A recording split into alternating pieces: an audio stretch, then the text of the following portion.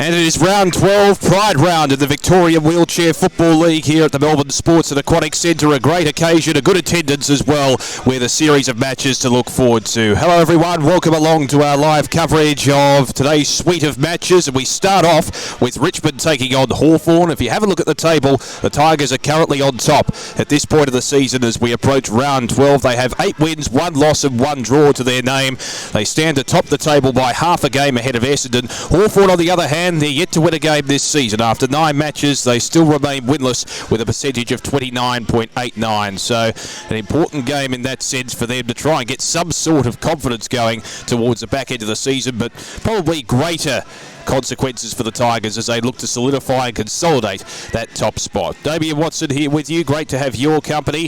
It'll be an intriguing matchup to start things off. There's a series of matches, as I mentioned. Richmond taking on Hawthorn in the first of the games today, and we still have a few to come later on. And just in terms of what's to come, we got the second match between St Kilda and Collingwood to get underway in roughly about an hour's time. Essendon face Richmond at 12:35 Eastern Time, and the last of the 4 matches today sees St Kilda pitted against Hawthorn, and that should be an intriguing matchup, no question about that, given the Saints themselves are looking to try and knock on the door on that top 2 in the Victorian Wheelchair Football League.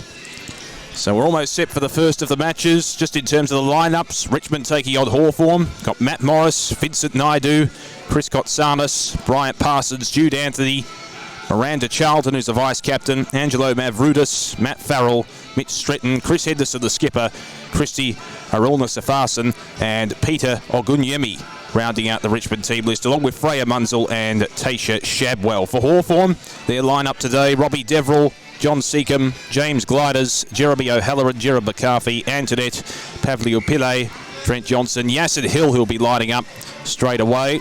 And you've got Nakia Payne, Mark Tipford, who'll be out there, Joanna Argate, the skipper, Joe Shivers, Jalen Brown, David Ralph, Andrew Hutchings, Rosie Jennis, Luis Gonzalez, Matthew Ingram, Will Firth and Alistair McNeil. So the skippers meet in the middle.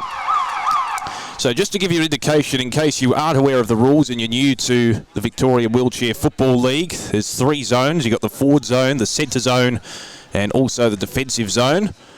And ultimately, a hand pass is the equivalent of a kick, and an underarm pass is the equivalent of a handball.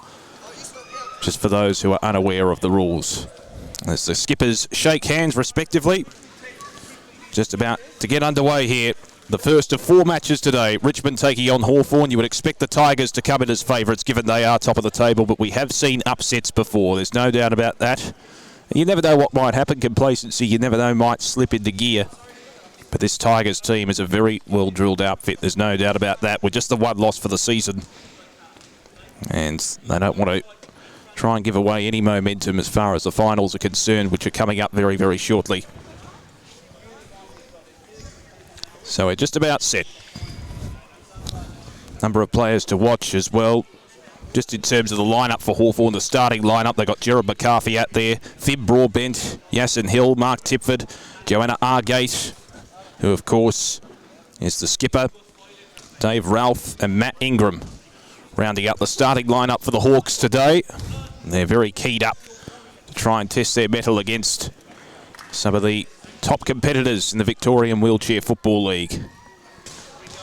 It is Pride Round, of course, a great initiative as part of the Victorian Wheelchair Football League. You can see some of the competitors with their Pride Guernseys over the top of their playing Guernseys today. Got rainbow colours aplenty here as well. So we're just about set to commence proceedings here at the Melbourne Sports and Aquatic Centre. Richmond taking on Hawthorn.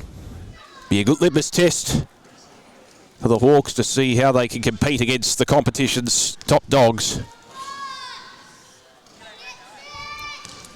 As we're about to get underway. Players lining up in their positions across the 3 respective zones.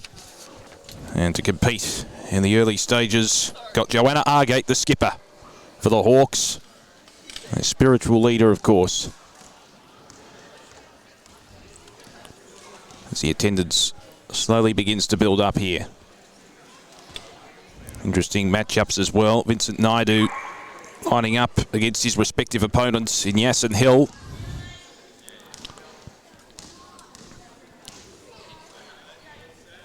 Just in terms of the positions as well, Jared McCarthy lining up for the Hawks out there on the court. We can see a bit of a pep talk as well. Just fantastic. Joanna Argate receiving a little bit of advice before the game. The Hawthorn skipper. Underway. Round 12 action from the Melbourne Sports and Aquatic Centre, and it's Argate, the Hawthorn skipper, winning the tap. But latching onto the loose ball is Naidu for the Tigers as the ball tumbles out of play. On the outer side will be a Hawthorn ball. Argate will be the recipient. And the mark is going to be taken inboard as a lateral movement ensues. Yasin Hill. He's got a couple of options short. Opts to go out towards the left side. And mark taken just inside the field of play. That's by Pavilu Pillay. It's the Hawks looking to move it forward. Finn Broadbent has actually got the 7 Guernsey today. There's been a quick number change. So Broadbent with the Guernsey, the Hawks with one behind to kick off proceedings. Standing the mark will be Mark Tipford for the Hawks as the Tigers look to bring it back into play. Broadbent with the intercept was very good. Forced it out. Here's Argate. Quick give over the top. And there's a bit of a backhanded pass there from Broadbent. It is intercepted, so the Richmond defence has been pretty sturdy this season. In the way there is Oganyemi. He's going to be the Rock of Gibraltar across that defensive line. Argate will take it for the Hawks. Just at the top of the forward zone. Chips the pass short. And the mark has been taken there by Mark Tipford. Can go back from long range. Shot towards goal. It's off the target towards the left and just a minor score. So the Hawks peppering early. They're 2 behinds. The Tigers yet to score. And once again, for Richmond, it'll be Oganyemi to bring it back into play. Goes straight down the line. Mark taken there ultimately by Charlton, the vice-captain for the Tigers. Got a couple of options short. She'll go back to her fellow defender in Oganyemi. Looping ball over the top. It's a good pass into the central zone. And the mark has been taken there by Naidu, who goes from long range and misses to the left. So just a minor score. Richmond on the board for the first time. Top of the table, of course. The Hawks are on the bottom of the table, winless so far this season. It's 1 behind the Tigers. The Hawks are 2 behinds. We're set in motion once again. Naidu applying the physical pressure, but the mark has been held. Good composure shown by Ingram at half-back. Very long pass towards half-forward. Oganyemi had a touch of the fumbles, and Broadbent sees it over the line on the outer side. So it'll be a Richmond ball. Recipient will be Matt Morris. Goes short to Oganyemi. Just in the defensive side of the central zone. Looks laterally. The mark taken by Charlton. Miranda Charlton facing the pressure as she's called to play on. Naidu takes it low down. So Vincent Naidu, outer side of the court, goes in short, and the mark's been taken by Kotsanis. So Chris Kotsanis, just at the top of the forward zone here, chips it in short to Naidu. Got a couple of options deep if he wants to go in that territory, but instead opts to go for goal. And just to the near side to where he was shooting from, and just the 1 minor score. So we're 2 behinds apiece. And it'll be Yasin Hill to bring it back into play for the Hawks. He goes short to his skipper in Argate. Down the line she goes, and a good mark's been taken there by Tipford. So the Hawks trying to move it quickly. Broadbent will try and see it through for an open goal, but instead it trickles through for a behind. So the Hawks edge ahead once again. They're 3 behinds, the Tigers 2 behinds. Just over 6 minutes remaining on the clock here in this period. So Oganyemi brings it back into play and again finds the option out wide in Naidu, who's creating plenty of space for himself. Just on the defensive side of the central zone. Spearing ball is a fantastic one, and the mark taken on the chest there by Kotsanis. It's almost a repetitive motion from the last foray forward for the Tigers. Kotsanis short back to Naidu. Continues to cover a lot of ground, and Naidu shoots, and the first major on the board to the Tigers. They're 1-2-8. The Hawks 3 behinds. That gives you an indication of how goals are at a premium, and you've got to take your opportunities when they present and capitalise. So back in the middle. Argate to contest and wins the tap for the Hawks. The skipper forces it forward. It's going to tumble out of play in front of Oganyemi, who will receive the ball. So Oganyemi from the defensive line for the Tigers.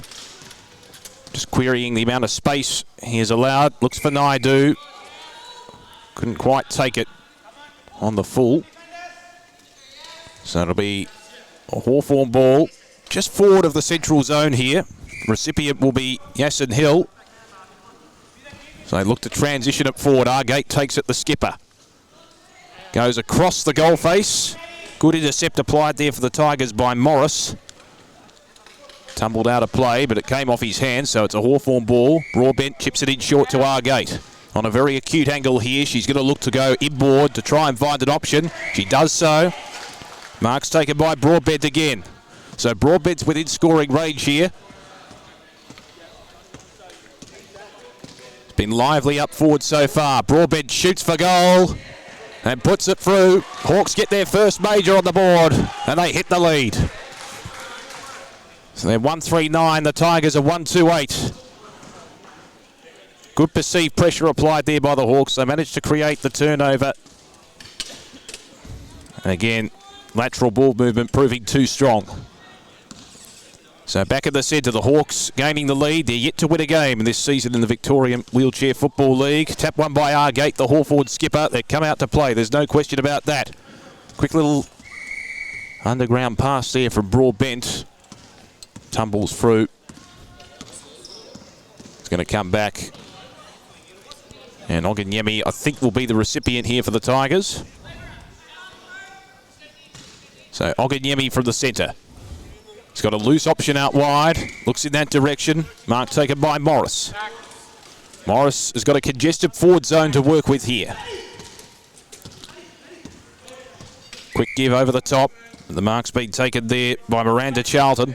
Charlton just inside the forward zone. Goes short to Naidu. He scored from this range earlier on in this contest. This to regain the lead for the Tigers. Gives himself plenty of room. So Naidu just at the top of the forward zone here for the Tigers. Goes from long range and steers it through the middle with consummate ease, and the Tigers regain the lead. Naidu with his second. 2-2-14. The Hawks are 1-3-9.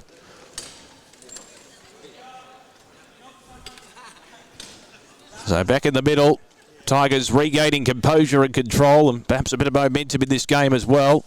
Argate wins the tap for the Hawks and straight down to Broadbent. As the Hawks move it forward, it tumbles towards the goal face and it's going to roll through for a major. Well, it wasn't pretty, it wasn't conventional, but it's gone through the middle and the Hawks regain the lead. 2-3-15 Hawthorn. Tigers are 2-2-14. The lucky bounce more than anything else, but you take the luck when it comes.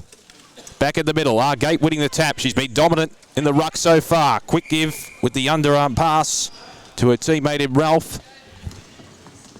So Dave Ralph looks inboard, finds his skipper in Argate to the top of the forward zone. She's confident enough to move it in long. She finds Broadbent. There was a touch of the fumbles there. He has to go back and retrieve it in the central zone. Getting physical. The Tigers' weight of numbers proving too strong. Charlton with the quick give. Finds her teammate in Kotsanis. And eventually, ball tumbles over. So from the defensive zone, you got Yasin Hill for the Hawks. Chips it in short in the defensive zone. Ingram takes the mark. Now Argate. Hawthorn skipper just inside the defensive zone. A little bit too much leverage on that pass. And the mark's been taken by Kotsanis to intercept. Chris Kotsanis. It's a 2-on-2 contest inside the forward zone. He tried to find Morris with the pass. Fortuitously, it ends up back with Kotsanis. Gets the underarm pass to Naidu. It bounces, it tumbles, it's across the face. It's hard to understand that oval ball sometimes as it goes across. Charlton retrieves it for the Tigers. Looks backwards and the mark taken by the player who initiated the passage of play in Kotsanis. Chris Kotsanis, top of the forward zone, sends it long and will miss to the right. And just the minor score. So we're all square. 15 apiece, Richmond and Hawthorn. Hill to bring it back into play for the Hawks. Is there one last chance for a score to try and regain the lead? Quick little underarm pass here from Ingram. It was a bit risky. At the top of the forward zone for the Hawks. Broadbent chases after it. Can he keep it in play? Ogunyemi did well. He was composed and he heard the voice there of Morris. Now the Tigers on the counter-attack can try and initiate an attack. Naidu will take it here. 3 seconds to go before the siren. Naidu's in the central zone. He's going to have a long-range shot, you would think. So Vincent Naidu, he's been fantastic. He's scored 2 goals already for the Tigers. After the siren here. From long range, it's straight through the middle. There's a team lifter for the Tigers, and they hit the lead. 3-3-21. The Hawks, 2-3-15.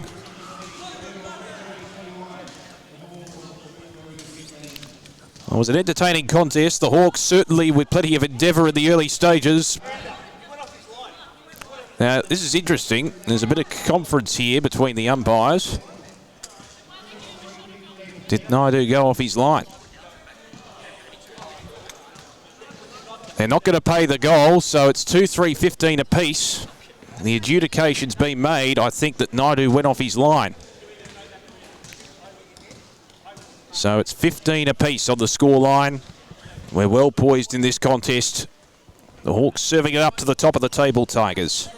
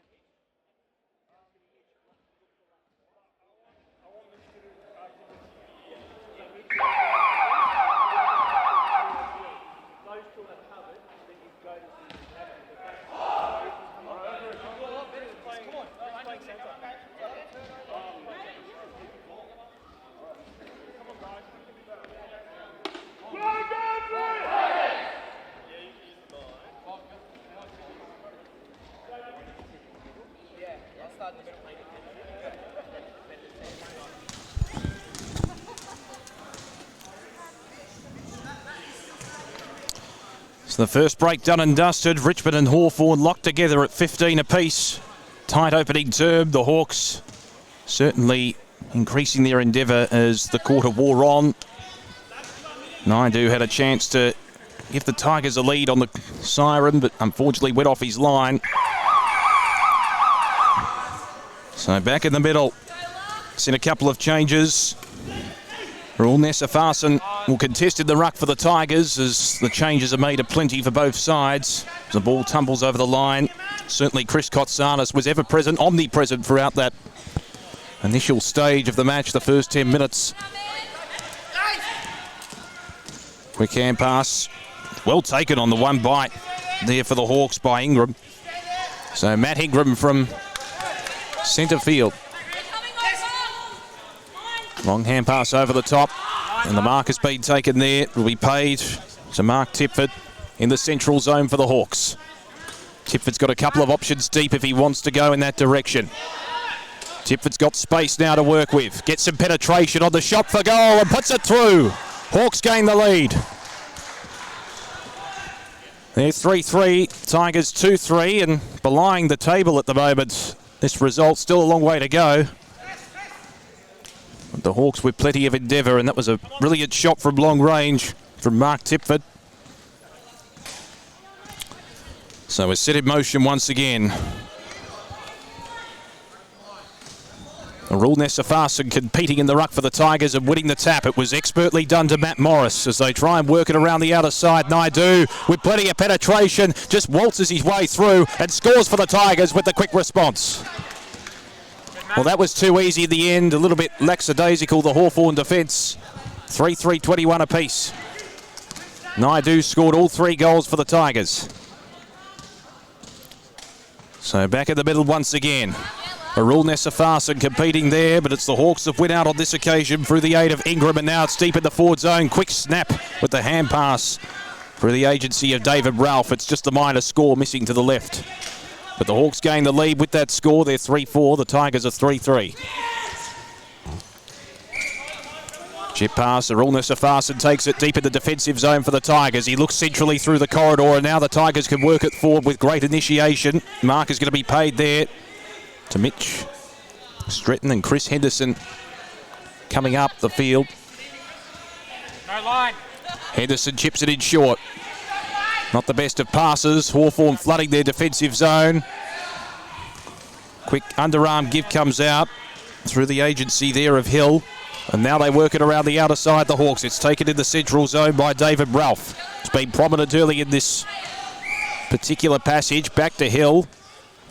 There's a few words to say to Naidu there, who's initiating a bit of physical contact, giving verbal contact as well. Chips it in short with the pass. And it's been taken by Tipford. Working it laterally. It's just taken inside the area of play by Hill. Looks like it'll be a Richmond ball. Naidu will take it as it went outside the perimeter. Long shot there by Naidu as well off target as it tumbles over the line, so it'll be a Hawthorn ball deep inside their defensive zone. The recipient will be Gerard McCarthy. So McCarthy, short pass to Hill, right in the defensive area, right in front of the defensive goal face, really. He had a touch of the fumbles. So it'll be Naidu to act as a recipient here, deep in the forward pocket. He'll look laterally. Arul Nessafarson takes it just inside the forward zone. Looks more central with the pass. And the mark has been taken there by the skipper and Chris Henderson, who has another opportunity. This time he's a bit closer in terms of range inside the forward zone. It's directly in front, though. This to give the Tigers the lead. Pops it over the top. And he's put it through. Just sneaks it in. Tigers regain the lead through their skipper. So Chris Henderson making his presence known in the second quarter. As the Tigers ring in the changes, Arul Nessafarson now contesting in the ruck. Wins the tap to Morris. That was expertly done. Now Naidu on the outer side. Looks laterally into the middle. Taken there by Stretton. High loopy ball over the top to the skipper and Henderson once again. He certainly lifted his side. So Henderson chips it short. Naidu provides the space and leads into the space to take the mark. So Naidu from long range, he scored 3 out of the 4 goals so far for the Tigers. It's almost directly in front.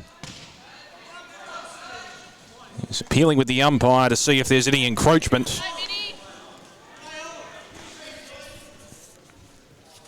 But Naidu will have his chance to score, and score he does. That's his 4th, the Tigers' 5th, and they lead it by 11 points. Just under 5 minutes remaining before the siren. Tigers starting to now exert their authority. Be a big test for the Hawks here to see if they can maintain composure and strength. Very good in the first. Naidu appealing to the umpire there. He's one of the great characters. Arul Nessafarson loses out on this occasion as the Hawks try and regain some sort of control. It's taken just inside the area by Broadbent in the central zone. Goes short. And the mark will be paid there to Tipford. So Mark Tipford right in front of our commentary position. Just on the top of the forward zone. Goes from long range and puts it through. There's a team lifter for the Hawks. Tipford brings the margin back to within a straight conversion. 5 points the margin. 5-3 to 4-4. Good long range shot. And again, that shows you the importance of winning the clearances out of the middle. Arul Nessafarson this time. maybe just got a touch to it, but it was to the advantage of the Hawks in any case. Long pass over the top. That came there from Stretton, and now it's tumbled over. It'll be a Hawthorn ball. And it'll be the skipper in our gate who comes on to try and initiate some flow. Mark will be taken by Broadbent, just on the defensive side of the central zone. Broadbent goes laterally. Finds his skipper in our gate. He's covered a lot of territory. Argate with a long pass in towards the forward area, but the intercept was sensational there for the Tigers. That was by Stretton. Can he initiate some movement here? Arul Nessafarsam through the middle. Goes from long range. It tumbles over the line. And it'll be a Hawthorn ball. Argate to be the recipient. So the Hawthorn skipper to repel for the Hawks. In the defensive zone. Mark will be taken by McCarthy. Jared McCarthy from the last line. Chips it in short back to his skipper in Argate. As they try and look to transition forward here, the Hawks. The goal will give them the lead. Looks into the middle. Broadbent almost took it on the half volley. McCarthy with a clever little tap, and now it's into open space. The race is on. The boundary will beat them to it. It'll be a Tigers ball.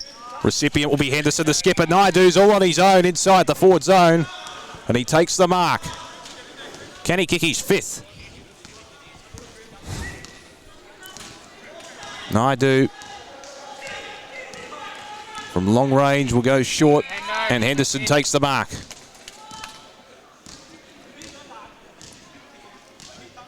So Henderson from just inside the forward zone. This to give the Tigers an 11-point advantage. It's high and it's handsome through the middle. So Naidu with the set-up again, and Henderson, the skipper, who's really inserted himself into the contest in the second quarter with a couple of goals, and that's probably been the difference. They lead it by 11 points, the Tigers. Lovely shot from long range. Arul Nessafarsam wins the tap, and Naidu coming into the centre.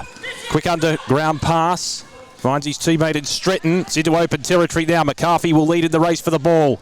Over the top of his head, but there's no one there for the Hawks, and the skipper at Henderson puts it through. He's second within 30 seconds.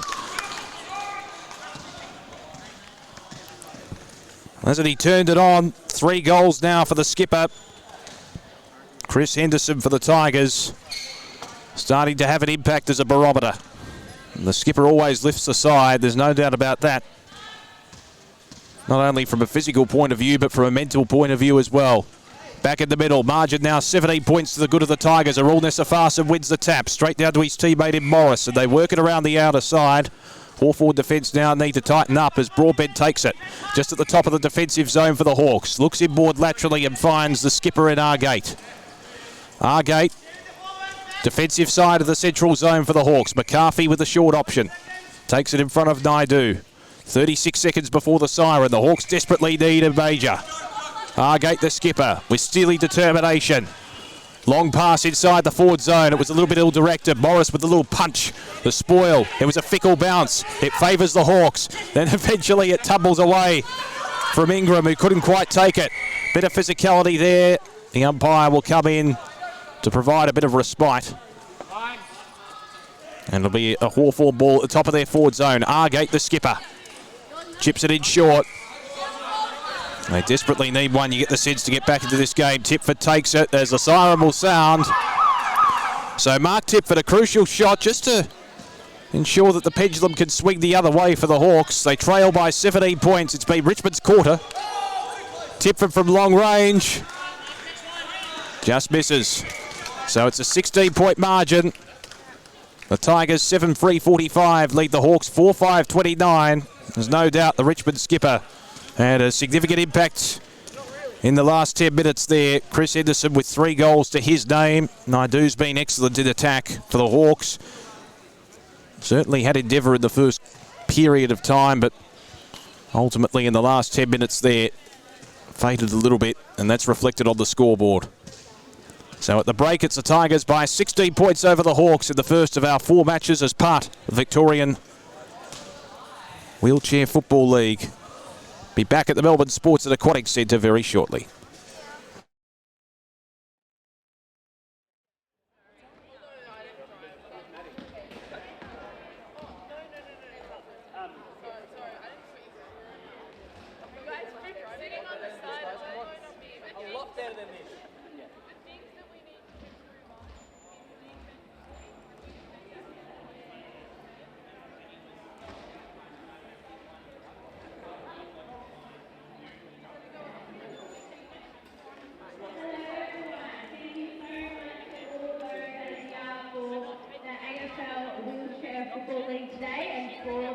Pride Round. For those players or spectators that haven't grabbed anything rainbow yet, please come see us at the front. We've got our flags, we've got wristbands, socks, whatever it is you need. We've got some awesomes that are out there as well. So come get your face painted. Any players, feel free to grab whatever it is that you need and have an amazing day today. Thank you.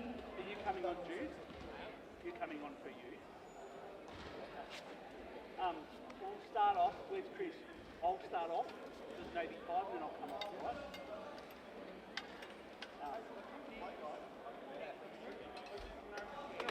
We've got to be switched on, guys. Not a good preparation as competitive game. So let's make up for this game.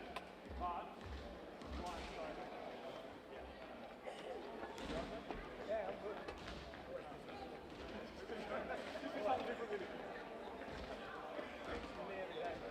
it's really good, that quarter. Really good. Really good. Turnovers. James is taking the center now, so that we can start to use the ball a little bit faster. Who's starting here? I'll start in. Yeah. Let's get back communication. Dial in on each other, yeah? What's the point? Get right in the road. So, James. All right. I'll start in.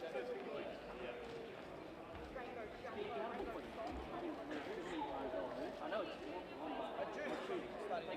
Playing now? Yeah. Alright, Jude, you start in. That's usually what we do. One of their forwards. Which guy? All that? Come on, Andrew, come on. One, two, three! Let's bury them now, go!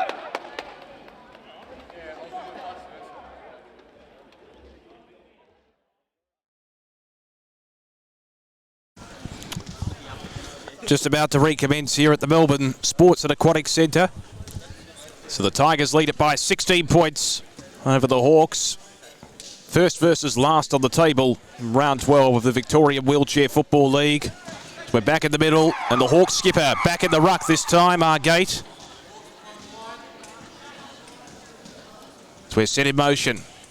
Argate loses out on this occasion to her opponent. Now the Hawks move it forward, though. They do win the clearance, and that's the main thing ultimately.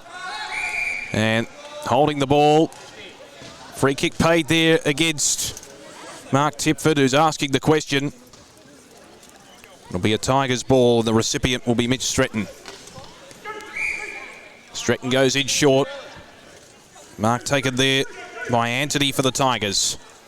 Couple of inclusions onto the arena here with changes made at the interval, and Hill will be the recipient of that tumbling ball which went astray for the Tigers, so the Hawks can move it off their defensive zone.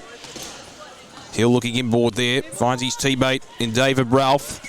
Back it goes to Hill in the central corridor, takes it in front of Naidu. What can the Hawks initiate here? They need to regain some momentum. He looks for his skipper, Argate. It goes over her head and tumbles out of play.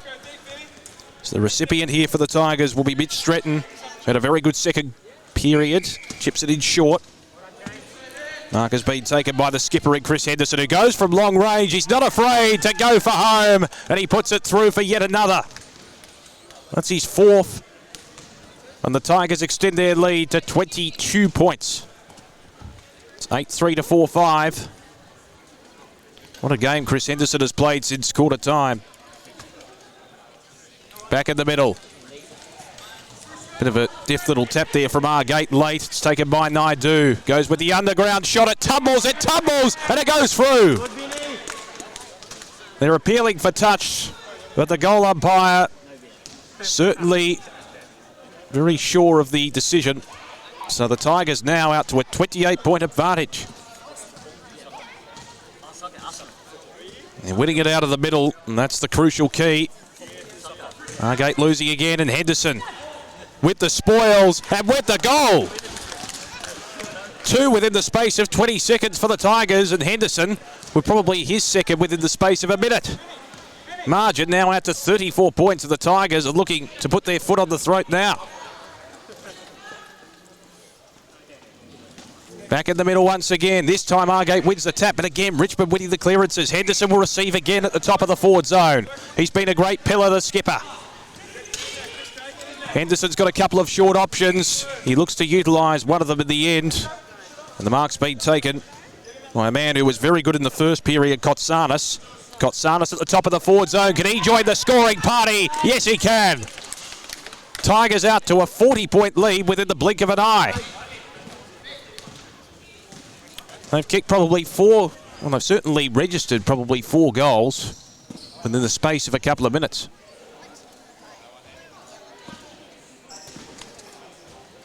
So back in the middle. Argate wins the tap for the Hawks. Quick underground give to Naidu, and now Henderson will take it once again. In the centre, Henderson, long ball towards that half-forward area. And once again, Henderson gets it back, and once again, Henderson registers a major. It's becoming an annihilation now. 46 points the margin. Still a long time to go, but the Tigers with a wave of momentum here.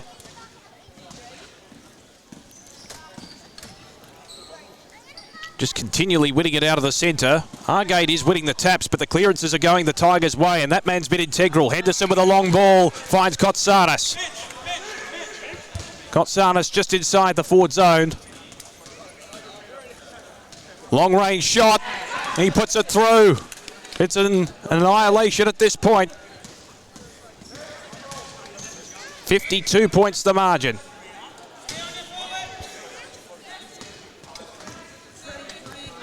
Well, the Hawks just need to win it out of the middle. It's as simple as that. They're struggling to do so. Argate's trying valiantly. There'll be a free give here for the Hawks. Argate, the recipient, finds Hill, and now it's Broadbent at the top of the forward zone for the Hawks. Broadbent from long range. They desperately need a major, and Broadbent provides it for the Hawks. Finn Broadbent with the answering reply. They desperately needed that one, but still, they're in arrears to the tune of 46 points. Does show you, though, how quickly the momentum can shift. Tigers on top of the ladder coming into this game. The Hawks on the bottom. Back in the middle. Taken there by Hill. Underground pass looking for Broadbent. It ricocheted off his teammate there in that player, Broadbent. It's now into open space. Henderson takes it. Long range ball laterally. The intercept was going to be applied there by Ralph for the Hawks. There was a bit of a fumble, but there was infringement just behind the play. Argate will be the recipient from the centre wing region. So Joanna Argate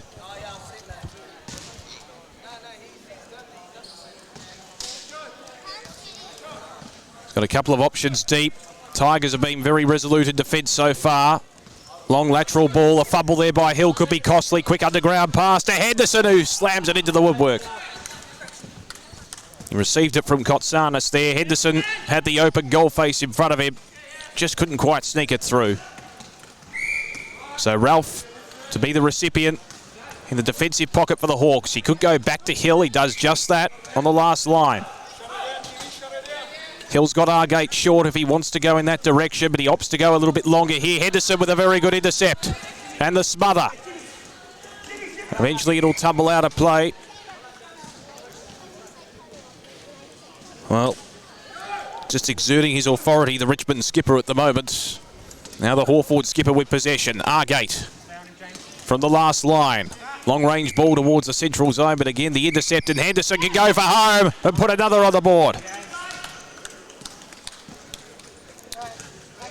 Starting to become a demolition job now. The wave of momentum in favour of the Tigers. They lead it by 53. What can the Hawks do to stem the flow? Couple of changes made off the Richmond bench. Charlton coming on to the arena. She'll contest against Argate. In fact, Argate is going to receive the ball here from the middle. Argate with a long pass. Finds her teammate there. And Mark Tipford just needs to stem the flow for the Hawks here. Tipford from the top of the forward zone. Directly in front. Shoots for goal and puts it through. Desperately needed major for the Hawks. They still trail by 47 points. So back in the middle, it'll be Argate to contest against Charlton once again. Argate's been valiant in the ruck, but unfortunately they're just not winning it out of the centre, the Hawks. Argate will win the tap again. It's fisted further forward there by Tipford as the ball tumbles out of play. And the recipient for the Hawks will be Jared McCarthy. So McCarthy looks to go laterally. Tipford takes it just inside the forward zone. He's on an acute angle here, but he's got the confidence to go back and shoot. Argate will be right on the goal line. Long shot from Tipford. It's coming back, but it's taken right on the line by Charlton. And she repels for the Tigers. Here's a chance for Naidu. Now they've got a couple of short options and free option as well. Mavroudis looks inboard and Kotsanis takes it. Kotsanis at the top of the forward zone. Goes in short with the pass, and the mark will be paid, I would say, there to Mavroudis. Directly in front. Angelo Mavroudis shoots for goal and puts his first on the board. The Tigers lead it by 53 points. They have dominated in the last 10 minutes. So it'll be Argate in the middle of the arena here. Just over a minute till the siren. It'll be a welcome siren for the Hawks at the moment. So Argate as we resume hostilities. Quick underground pass there to Hill. And the mark will be paid there to Tipford. Looks inboard back to Argate. Just inside the central zone. Argate could go from long range. Charlton's on the goal line. Chip pass towards McCarthy. Couldn't quite take it. Charlton repelling for the Tigers. That ball bounces at right angles outside the area of play, the perimeter. So the recipient for the Hawks will be David Ralph. Trying to go in short, trying to find Argate, and is successful. Argate, back it comes to Ralph. Ralph to Tipford. Good spot up. Tipford the recipients at the top of the forward zone. He'll have to shoot from long range with about 13 seconds till the siren. He's aware of the clock. Tipford from long range. It's high and it's handsome. Much needed major for the Hawks.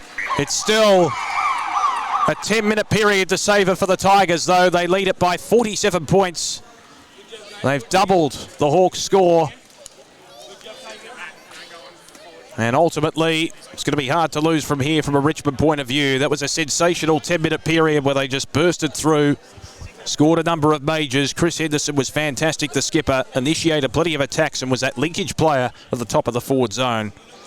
So we'll take a brief period of intermission, be back for the concluding stages of this clash between Richmond and Hawthorn, round 12, Victorian Wheelchair Football League action.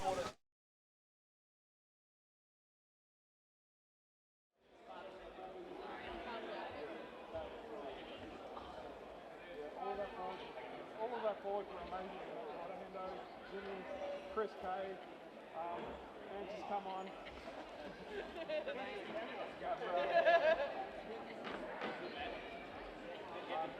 Dude, I'm going to switch on for you. Apart from that, we'll keep the same 5. And if you want to flip around, I'll look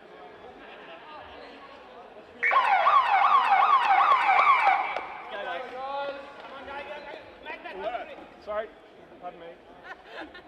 Go, Jeffrey!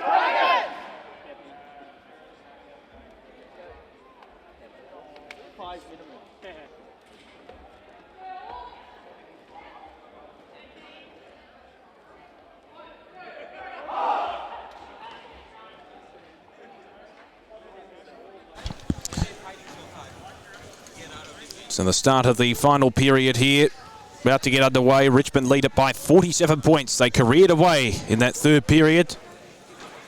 Just waiting for the scoreboard to check in. I think they actually commenced play and the scoreboard hadn't quite started the countdown clock. So here we go. Start of the final period here. The Tigers with a commanding 47-point lead. That's Charlton winning the tap for the Tigers. Contesting there against her opponent in Mark Tipford, who's gone into the ruck. Usually we see him up forward. Bit of a collision there with Oganyemi, who was very good in the first period for the Tigers in the defensive zone, trying to repel the attack. And it'll be Kotsanis to bring it further forward for the Tigers. He's found the short option. The man who came onto the arena in the third quarter, Mavroudis, goes in short. And Kotsanis will be the recipient here. He's almost directly in front from the top of the forward zone. So Kotsanis with a long ball. And the scoreboard continues to pile on. Top of the Hawks, it's the Tigers leading it by 53. Well, they're not relenting at the moment, are they, Richmond? They're making sure that they get every ounce of percentage that they can get. Tipford from the middle, goes from long range, it bounces at right angles to the left.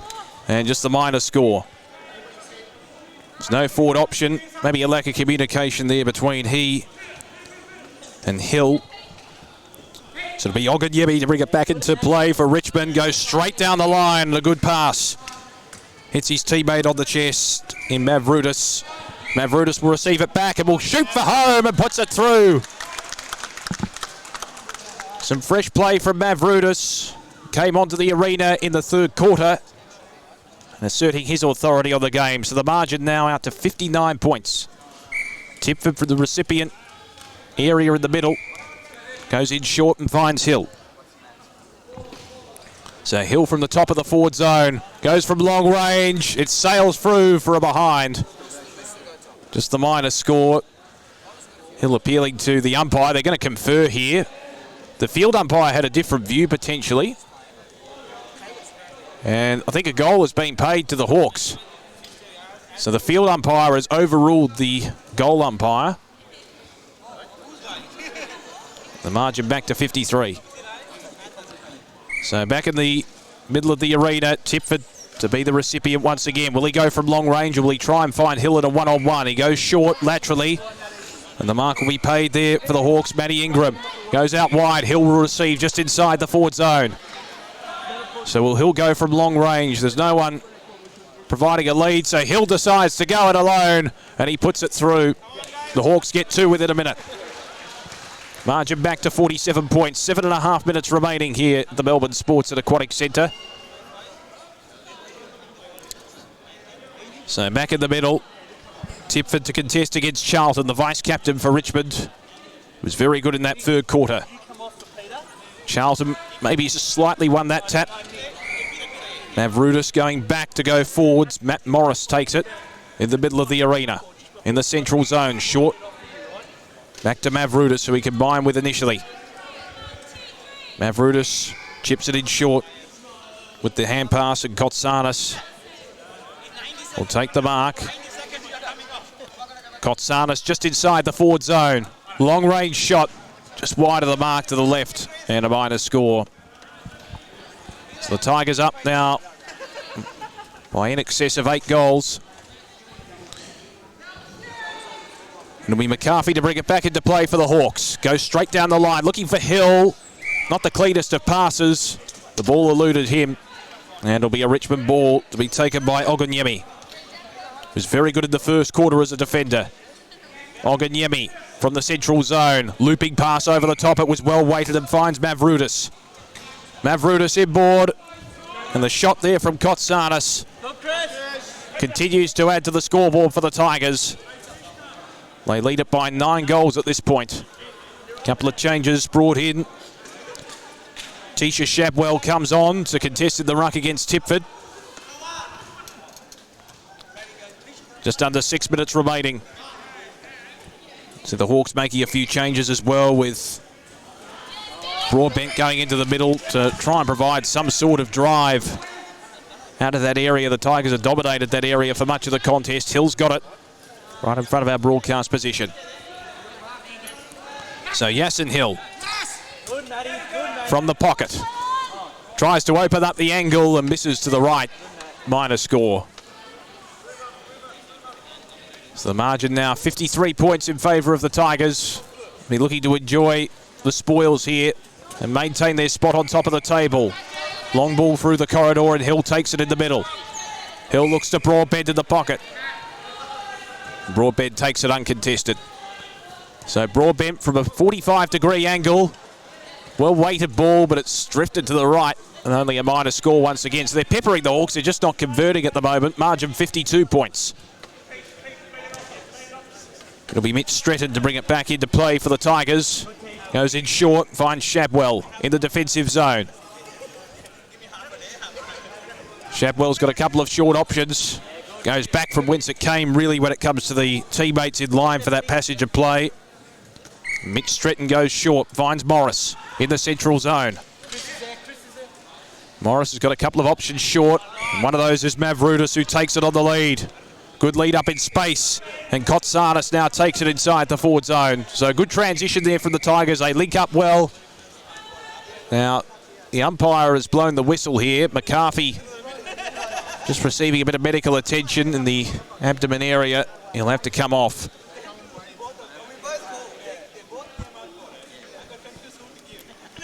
And it looks as if he'll be replaced here for the Hawks by David Ralph. Comes back onto the arena. So in the meantime, Kotsanis, the recipient, has got an acute angle inside the forward zone. Goes in short, trying to share the spoils more than anything else. Ralph is at the bottom of the pack. They attempt to fight for the loose football here, the two sides. It's taken there in the end by Mavroudis, going defensively at the moment. It was off hands. Just wait for the call. It's a goal. And the way of the Hawks. It's one of those shots in hope more than anything else. But it has been paid. There was conference here as to whether it was touched. I was going to say, I was a bit surprised that the goal had been registered because it came off a Richmond player, I thought.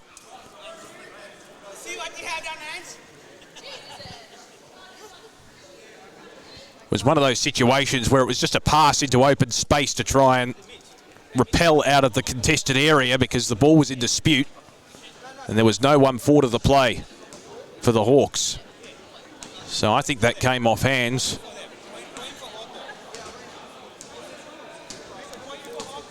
Off a Richmond player, but we'll wait on the conference call here. There we go, they're going to amend the score. So it's just a behind instead of a goal for the Hawks. Margin back to 53. So Stretton to bring it back into play for the Tigers. Goes straight down the line. Shadwell presents and takes the mark. Shadwell from the defensive zone. Looks up the line. Mark taken there with one hand. Matt Morris. Looks to go short. Stretton using his physical presence to take the mark in a contested situation. Tipford was coming from behind with the spoil. Stretton loops it over the top into the forward area. Looking for Mavroudis. It's spoiled from his grasp there by Ralph. Still be a Richmond ball, though, with the intercept. So taken there by Morris. Looks into the pocket. Stretton to intercept. Underground pass to Morris. Play on, obviously. For those who are unaware, an underground pass is play on. A hand pass is worthy of a kick. Broadbent looks into the path of Hill. Can he take it inside? Tries to circle his way around. It's gone through for a behind. The post has gone down. Shadwell looking to try and valiantly intercept on the last line, has inadvertently knocked the post down. Either way, I think it'll be a behind paid here. Or is it going to go the way of the Tigers? The behind is going to be scored with the pride flag about to be waved. 51 points the margin. Shadwell takes it just inside the defensive zone. Looks laterally and finds her teammate in Stretton. It's been good in this last quarter. Just over 2 minutes remaining. The Tigers are going to register a comfortable victory. Morris, well, he tried to be a bit too cute there on that occasion, and Hill with the intercept for the Hawks. Hill from directly in front. Top of the forward zone. Just conferring with the umpire as to where the mark is. Hill from long range directly in front. Not a bad effort. And a bit of a consolation goal for the Hawks. Good shot from long range by Hill.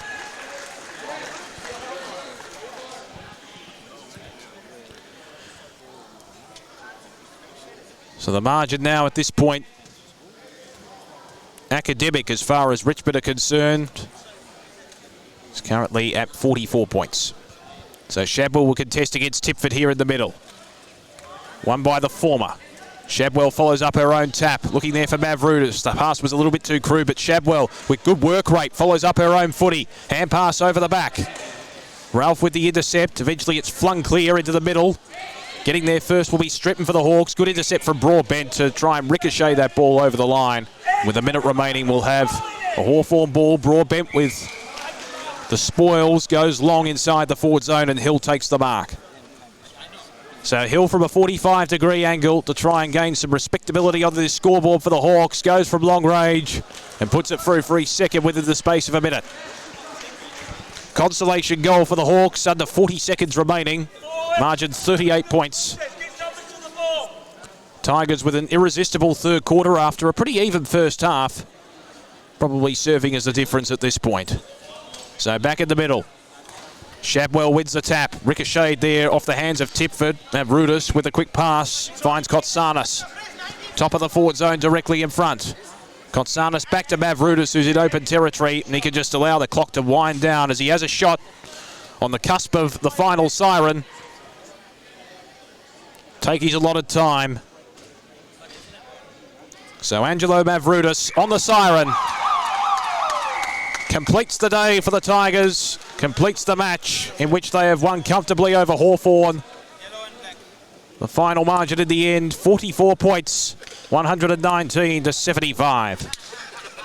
Comprehensive win for the Tigers in the end. It was an even first half before they careered away, particularly in that third period. And from there, they were never really headed. Certainly the standouts from a Richmond point of view, Chris Henderson, the skipper, was sensational. In the early stages, you had Vincent Naidoo adding to the score sheet.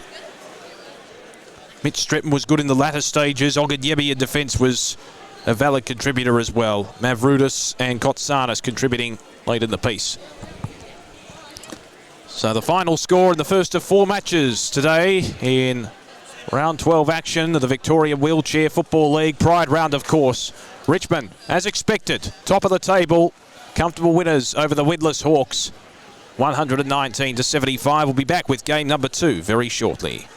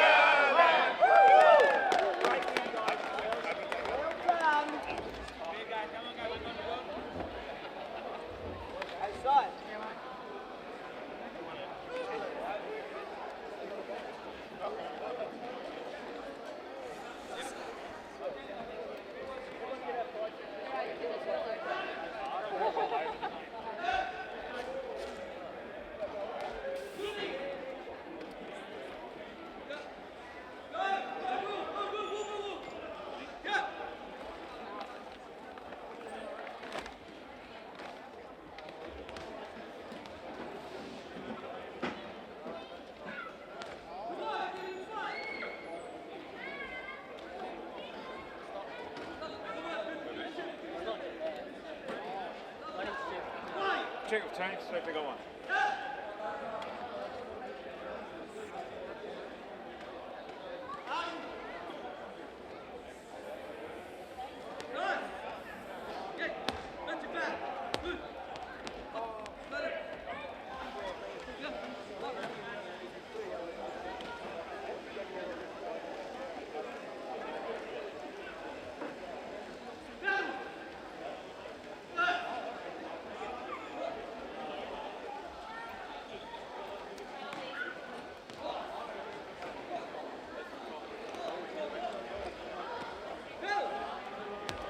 Matty.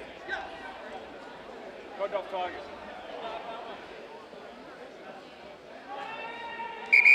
Captain.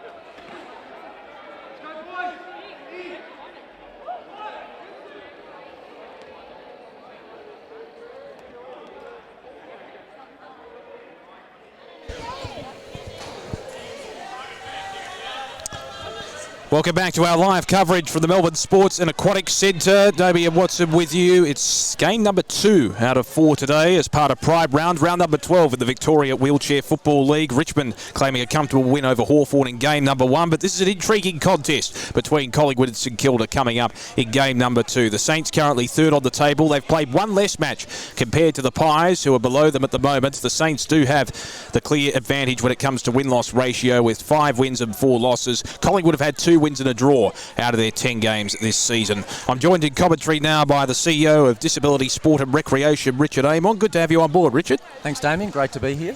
What an occasion it is, and must be happy with the turnout and also the Pride Round festivities as well. Oh, absolutely. I mean, it's a wonderful day of celebrating inclusion in sport, not only the people with disability, but also recognising we welcome all aspects of society being involved in sport, and having the Pride Round being able to celebrate the LGBTQI communities being involved in sport is a fantastic initiative that we're happy to support here today.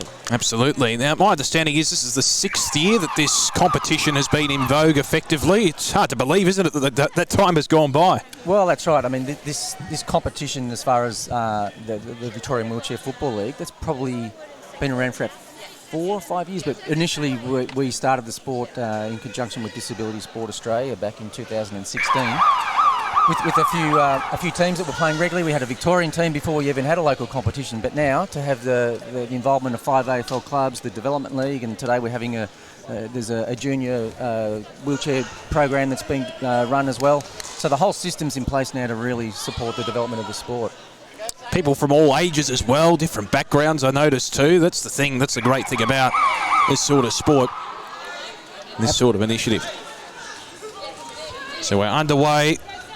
Collingwood obviously lower on the table compared to St Kilda, so it'll be intriguing to see if they get a fast start. In possession at the moment for the Pies, you can see Will Crooks, who's had a bit of a number change. He's wearing number 5. Long pass towards the top of the forward zone, and the mark is going to be paid there to Ben Jankowski, the skipper. So Jankowski from directly in front. Can he give the fast start that Collingwood are looking for? He stuck it home. Collingwood on the board first. They're 1 straight 6. The Saints yet to score, and the skipper producing the goods. Yeah, great start there by the Pies.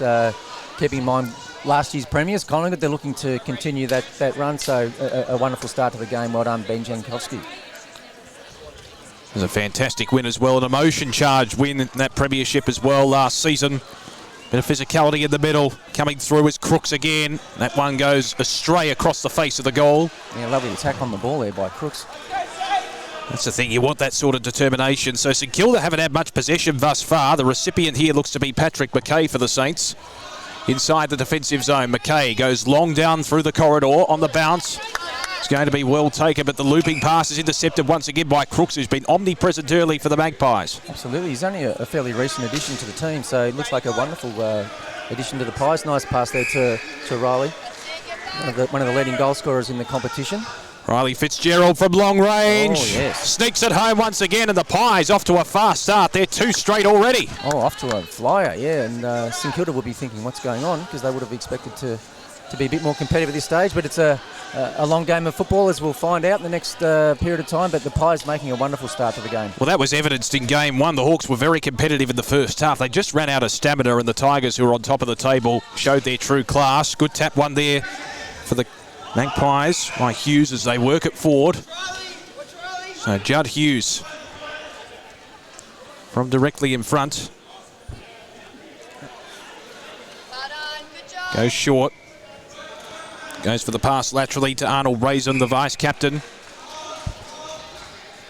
And eventually Fitzgerald will take it deep inside the forward zone. So Riley Fitzgerald directly in front as he steered it through. We'll wait on the goal umpire's call. There's a bit of conference here from the umpires. Is it going to come back? It is to Fitzgerald, so he'll have to take his shot again. And this time he steers it through. He's been certainly one of the key figures up forward. And that's the third on the board for the Magpies. They're absolutely off out of the blocks in a quick fashion. And just a correction there for you, Damien. Number 2 is Marty Ford for Collingwood. He's actually doing a magnificent job in the ruck, as we just saw then. Pass it over to Riley Fitzgerald. So the ball into open territory now for the Saints, and Patrick McKay sees it over the perimeter. He'll receive the ball. What can the Saints do? They need to thrust it forward. They haven't been inside their forward half really at all in this contest. Fitzgerald again with the intercept for the Magpies. In the central zone. Tries to look laterally and finds Crooks, who takes it on the second attempt. Yeah. Just wonderfully just waited for the right option there, Fitzgerald. Didn't rush too forward. So Collingwood just dominating the ball. As you said, St Kilda just can't get their hands on it at the moment. Raisin with a long high pass, a loopy pass over the top, and the underground pass provided by Ford as they go through the middle. Crooks finds Fitzgerald just outside the forward zone, penetrates forward. Fitzgerald for yet another. Geez, the Pies are absolutely on fire. The teamwork's been magnificent. You can just see the link-up play from defence all the way down to the forward line. And St Kilda are a bit shell-shocked, to be honest. That's right. Aside from maybe one errant pass, they haven't been inside their forward area at all in this contest. And Marty Ford, as I just mentioned earlier, in the ruck, he's got the height advantage on pretty much any other player in the competition, and a really clear advantage in that centre clearances for the Collingwood Magpies. Yeah, so just to clarify, there was a number change to our team sheet. Judd Hughes was initially listed as 2, but it is, of course, Marty Ford for those who might be following from the record. The Saints have possession, and they just need to try and stem the flow at the moment. Tyler Nash from the defensive zone goes short, finds his teammate in Liam Fitzgerald. So the Saints are trying to get the ball to Ryan Smith, the leading goal kicker of the competition. Famously scored the first player to score 100 goals in Victorian Wheelchair Football League just recently, but number 99 on the mark there. But the Saints can't get it to him. It's over to Marty Ford again. And have a look at the physicality once again. Ryan Smith just trying to insert his imprimatur, and that's what you want as a skipper, to be the barometer for your side. And even if you're a bit more aggressive, just to have that element of aggression there, it lifts the opponents as well as your teammates. So chance here for the Saints. If they get it to Smith. Oh, intercept mark there by Cook. He's been impressive. Certainly has. So Crooks with the quick hand pass. It was a bit errant on that occasion, just out of the reach there of the intended target in Razon. So a big chance for the Saints here. Oh, over to Smith. Well, that was impressive link up there. McKay to Smith, and the Saints finally on the board with their first major. What you saw there is the way wheelchair football works. If you can get possession of the ball with some good skills and delivery, as in with the able-bodied version of the game, you can really keep the other team out of the play completely. But an error by the Collingwood Magpies opened it up for Saints, been able to pass it to Smith in the goal square, and he was unstoppable from there. Tap one. How about that for a back palm there from Marty Ford? Fitzgerald certainly working forward as well. They are absolutely dominating the centre clearances, which is making it really hard for the Saints. Long range shot from Ben Jankowski, didn't quite make it, but Pies looking good at this stage. Bounce through for a behind, so McKay to repel here for the Saints. He's got a couple of options out wide. He'll utilise one of those, and the mark will be paid there to Fitzgerald of the St Kilda variety. Liam Fitzgerald from the back pocket. He's got a couple of options in the corridor, looks in that direction, but again a 2-on-1 contest. Razon takes the mark for the Magpies. Goes in short, and the mark will be paid there for Collingwood through the agency of Jankowski, who had a shot just a moment ago. He has a chance to atone for that miss. Jankowski from the top of the forward zone. Long range shot through for a minor. What do the Saints need to do to lift? They just need to get possession, I think, more than anything else, and just ease into the contest, don't they? Yeah, I think you're right, Damien. I think they just need to get control of the ball and just make sure their passes are hitting their targets. You know, that's where the errors are coming in, and Collingwood have done a lot of intercept marks, and that's a great pass there to Ryan Smith. Smith from the top of the defensive zone goes in short through the corridor, and Brady Cochrane takes it. Cochrane from the Mendel goes out wide.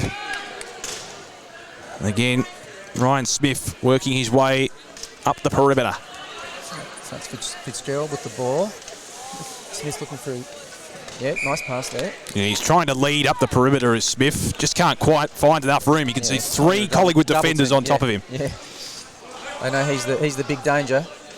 Cochrane with the underground pass, trying to find Smith, but again, the number's too much, and it favours Collingwood. How about that for a one-hander? Quick gig over the top. Crooks in the central zone. Goes out wide. Pass looking for Ford, but it eluded him on that occasion. So it'll be a St Kilda ball, and it'll be young Nash to be the recipient. So Tyler Nash, back it goes to McKay with a long-range pass into the middle, and a good mark taken there by Ryan Smith, the skipper. Can he lift his side? Might be too far to score, but he's having a go. He's having a go, and just short as it bounced through for a behind. If it had a little bit more leverage, it would have gone straight through, but it bounces at right angles, such as the fickle nature of an oval-shaped ball. Absolutely. So Razon taking it out from defence, over to Cook.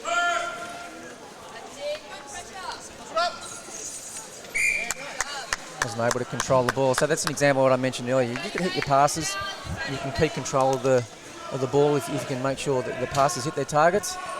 McKay covers a lot of ground, doesn't he, as he tries to go over the top looking for Smith into open space, but it was a little bit too much leverage on the pass. Razon goes short and finds Ford, who presents just inside the defensive zone for Collingwood, who lead it by 19 points with 38 seconds remaining in the first. Razon just dictating terms at the moment, the Magpies. Yeah, just controlling it. Oh, he had played on, and what you saw was what's considered a tackle in wheelchair AFL, where someone just taps someone on the back, and it's called holding the ball. So Ryan Smith with a shot for goal, which Collingwood wouldn't have wanted to happen, just close to the quarter-time break. The Saints can come back a little. Smith from the top of the forward zone, misses to the left, and opportunity goes begging. Yeah, disappointed in that. Saints needed that just to get a sense that they're coming back into the game at the quarter-time break. Riley Fitzgerald takes it on the siren, and at the end of the first stanza, Collingwood coming out of the block significantly. Is Fitzgerald going to take a shot here from... Oh, that's a long range shot. The top of the defensive zone. He's not going to make the distance. No. So a very impressive first quarter by Collingwood. Really got out of the blocks from the word go, and dominated those centre clearances. I think that was the key, that Marty Ford, a few behind the back taps where Riley Fitzgerald was able to rove the ruck work and then get the ball moving forward to Jankowski, and a very impressive start to the Pies. Absolutely. The Saints, of course, the more favoured opponent in terms of the ladder positions and the win-loss ratio. They're trailing at the moment, though, at the end of the first change. Collingwood 4-2-26, leading St Kilda 1-2-8, but there's still a long way to go in this contest. We'll be back with the second quarter from the Melbourne Sports and Aquatic Centre in just a moment.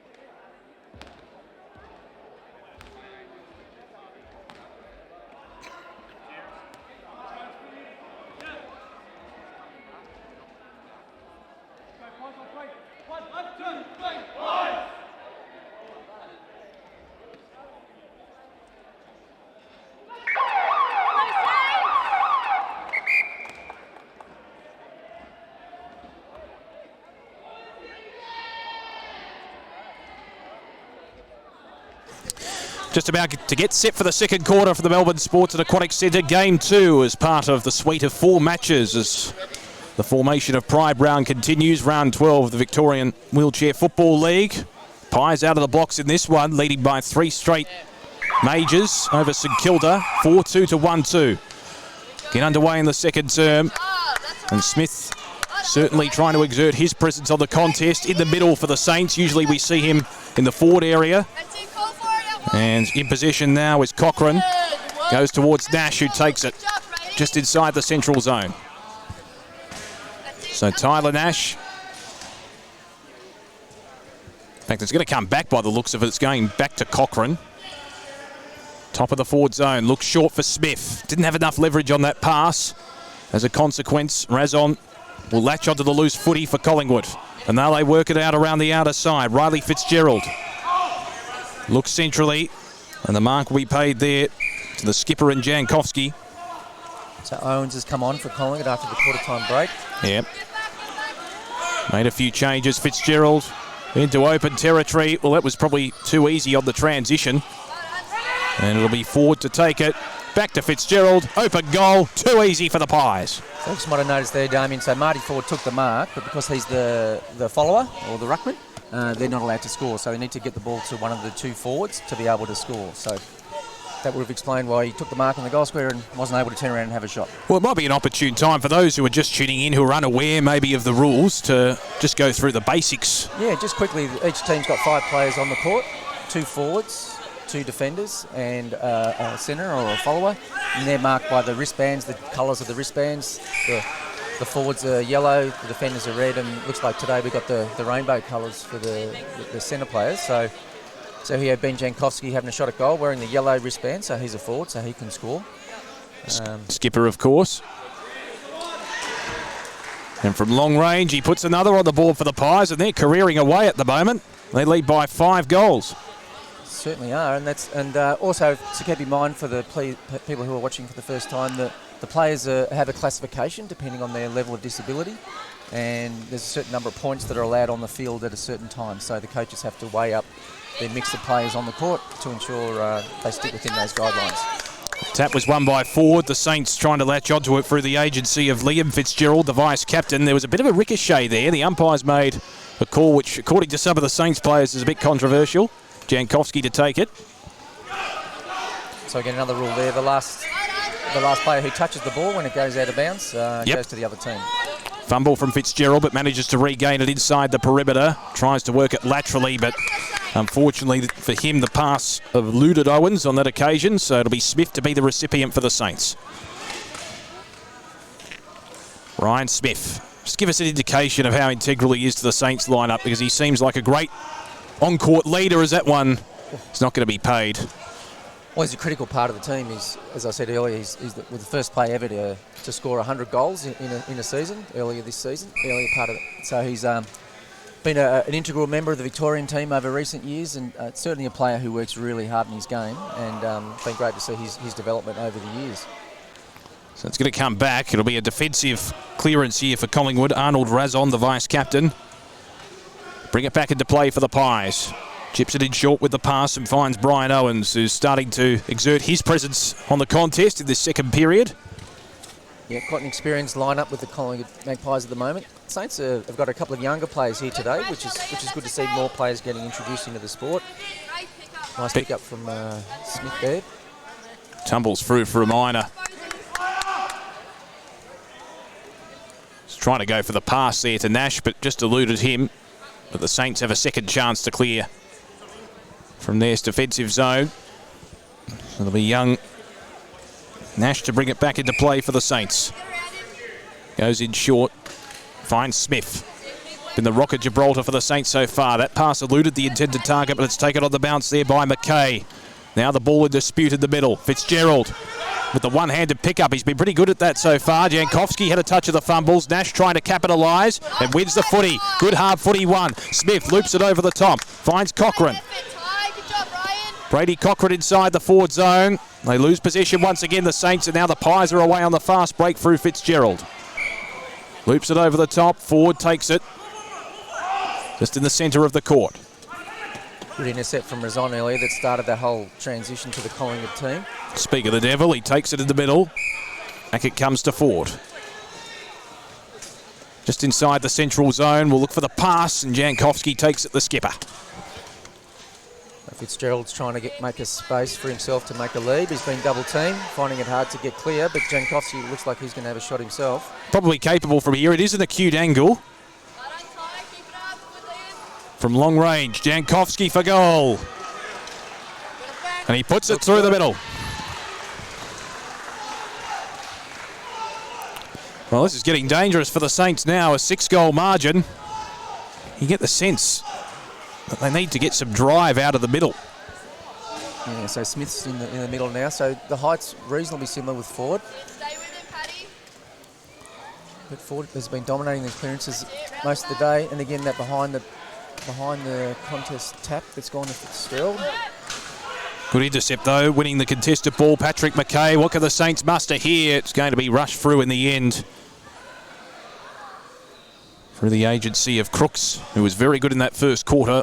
One behind registered for the Saints. They still trail though by 35 points. Crooks feeds it out wide and finds Owens. In the defensive zone for the Magpies. We'll look centrally. Crooks kept on going.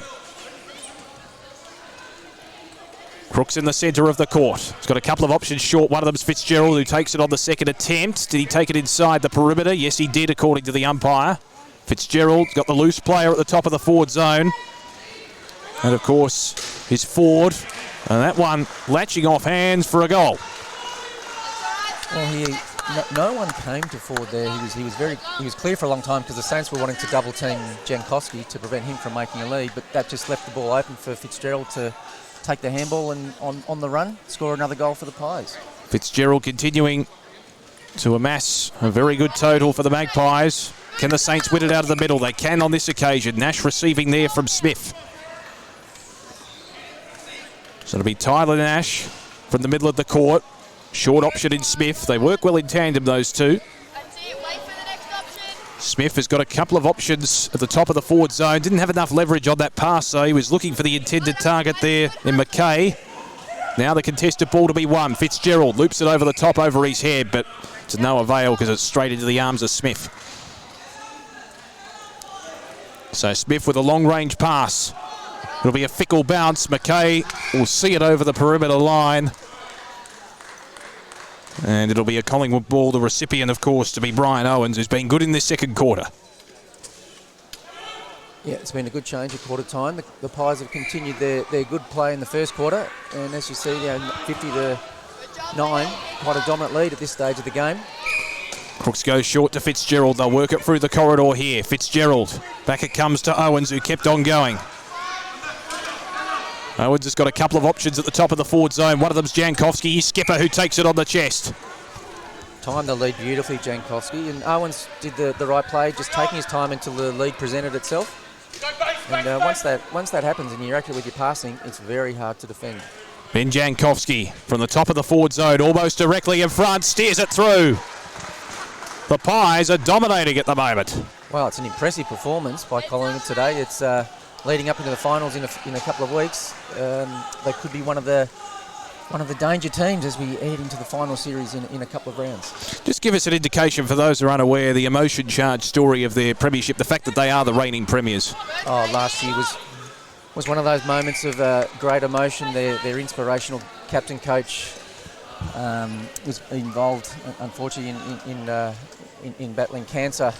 Brendan Stroud, of course, and he wasn't able to participate in the grand final, but the team came up trumps and was able to win a premiership in his honour. So it was certainly an incredibly emotional charged day when the Collingwood team won the premiership last year. Smith has gone short and finds McKay directly in front. They desperately need a goal on the cusp of half-time here, the Saints. Can McKay oblige? Yes, he can. That's their second. Gee, they needed that one. They certainly did. A beautiful long-range shot from McKay. And he's been a player since year one of this sport. Yeah, back in 2016. It's been wonderful to see a number of players that have continued playing for that duration of time, and everyone's so impressed to see the way that the sport's developed and the competition developed. You know, the wonderful partnership with AFL Victoria and the Robert Rose Foundation to be able to ensure that we provide wonderful sporting opportunities for people with disability. Robert Rose, of course, a former Collingwood player back in the early 1970s. Smith chips it in short. And he finds the intended target in McKay, who can go back and shoot from the same position in which he scored a major before, only moments ago. McKay on the cusp of half-time to give the Saints some hope at the break. He's done it. Well, a wonderful play in the last minute or so by the Saints, really demonstrating what they're capable of. So it was great to see some really good link-up play, particularly between Smith and McKay, the two experienced players within the team.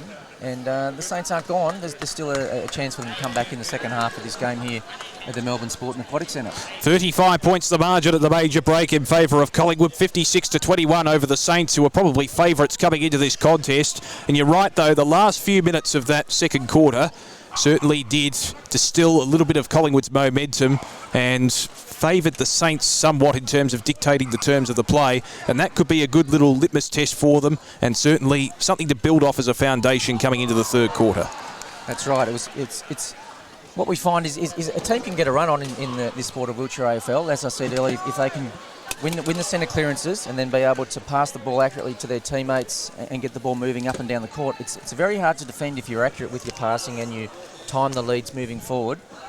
So the Saints show that they're capable of that in that last couple of minutes with some really good link-up play, and certainly they'll have a chance to come back into the second half of this game. Riley Fitzgerald was fantastic, particularly in the early stages with his goal scoring. Now also Ben Jankowski came into the contest a lot more in that second term as far as being a goal scoring avenue is concerned, and good to see Brian Owens out there. I know Crooks was very good in the first quarter, but Brian Owens probably played that defensive role well in the second for the Pies. He did, yes, and as I mentioned earlier, if you take possession of the ball anywhere on the court, if you link up play correctly with the other players, then you should be able to have a reasonable transition to the other end for a score. So well done, Brian Owens, coming on at quarter time. Some good changes for the Pies, and have a healthy lead at half-time in this game. We'll take a break from the Melbourne Sport and Aquatic Centre. It's the Magpies leading the Saints by 35 points in game number 2 as part of Pride Round in the Victorian Wheelchair Football League.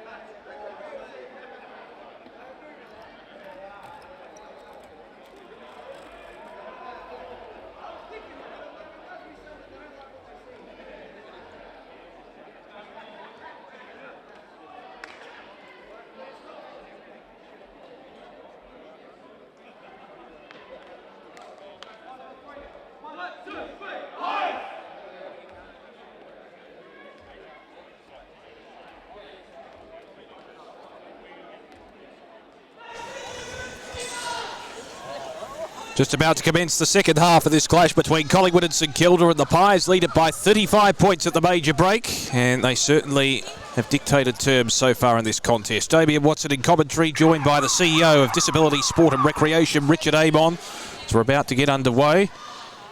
Now, this Pride Round, a great initiative, but there's a few great events coming up as far as this competition is concerned as well, Richard. Well, absolutely. There's the finals, of course, coming up. And as far as Disability Sport and Recreation is concerned, we've got our Victorian Disability Sport and Recreation Awards coming up in November. And just if anyone's interested in nominating, nominations close at the end of August. You can see the website www.dsr.org.au to nominate a wonderful sporting or achievement from a coach or a volunteer within the disability sports sector. Nominations close at the end of August, so get your nominations in to be able to in the running for the awards. So Nash going inboard and finds Smith in the middle of the court. What can the Saints do to try and wrest back control in the game? They had a better end of the second quarter. That man was very, very influential in McKay. The couple of goals late. Couldn't take it on that occasion. But he will receive the ball. McKay short, finds Smith. Just at the top of the forward zone here. He's got a couple of leading options. McKay going back towards the teeth of goal, and he takes it with the one hand. Well, I think we've just seen some of the potential of the Saints, as you said, in that last little bit of the second quarter and just the early part of this quarter. They can just match up. McKay just hooked it to the right there, unfortunately, but the Saints are showing their potential. So if they can just keep their link-up play, then I think Collingwood need to make sure that they're able to defend that as much as they can and keep themselves in control of the game. Patrick McKay, we're just behind as Razon brings it back into play. Quick transition here from the Magpies. Now, the umpire's going to make a referral here. And the free ball. Yep, free possession now to the Saints. McKay to be the recipient. So McKay from the central zone looks laterally and finds Nash at the top of the defensive zone for St Kilda. He's got Smith in the middle, but instead opts to go a little bit wider. Smith will present here though, and he'll take it just inside the forward zone. He's got McKay inboard if he wants him. Also Cochrane presents in the pocket. McKay's fallen over here. And he'll be helped to the upright.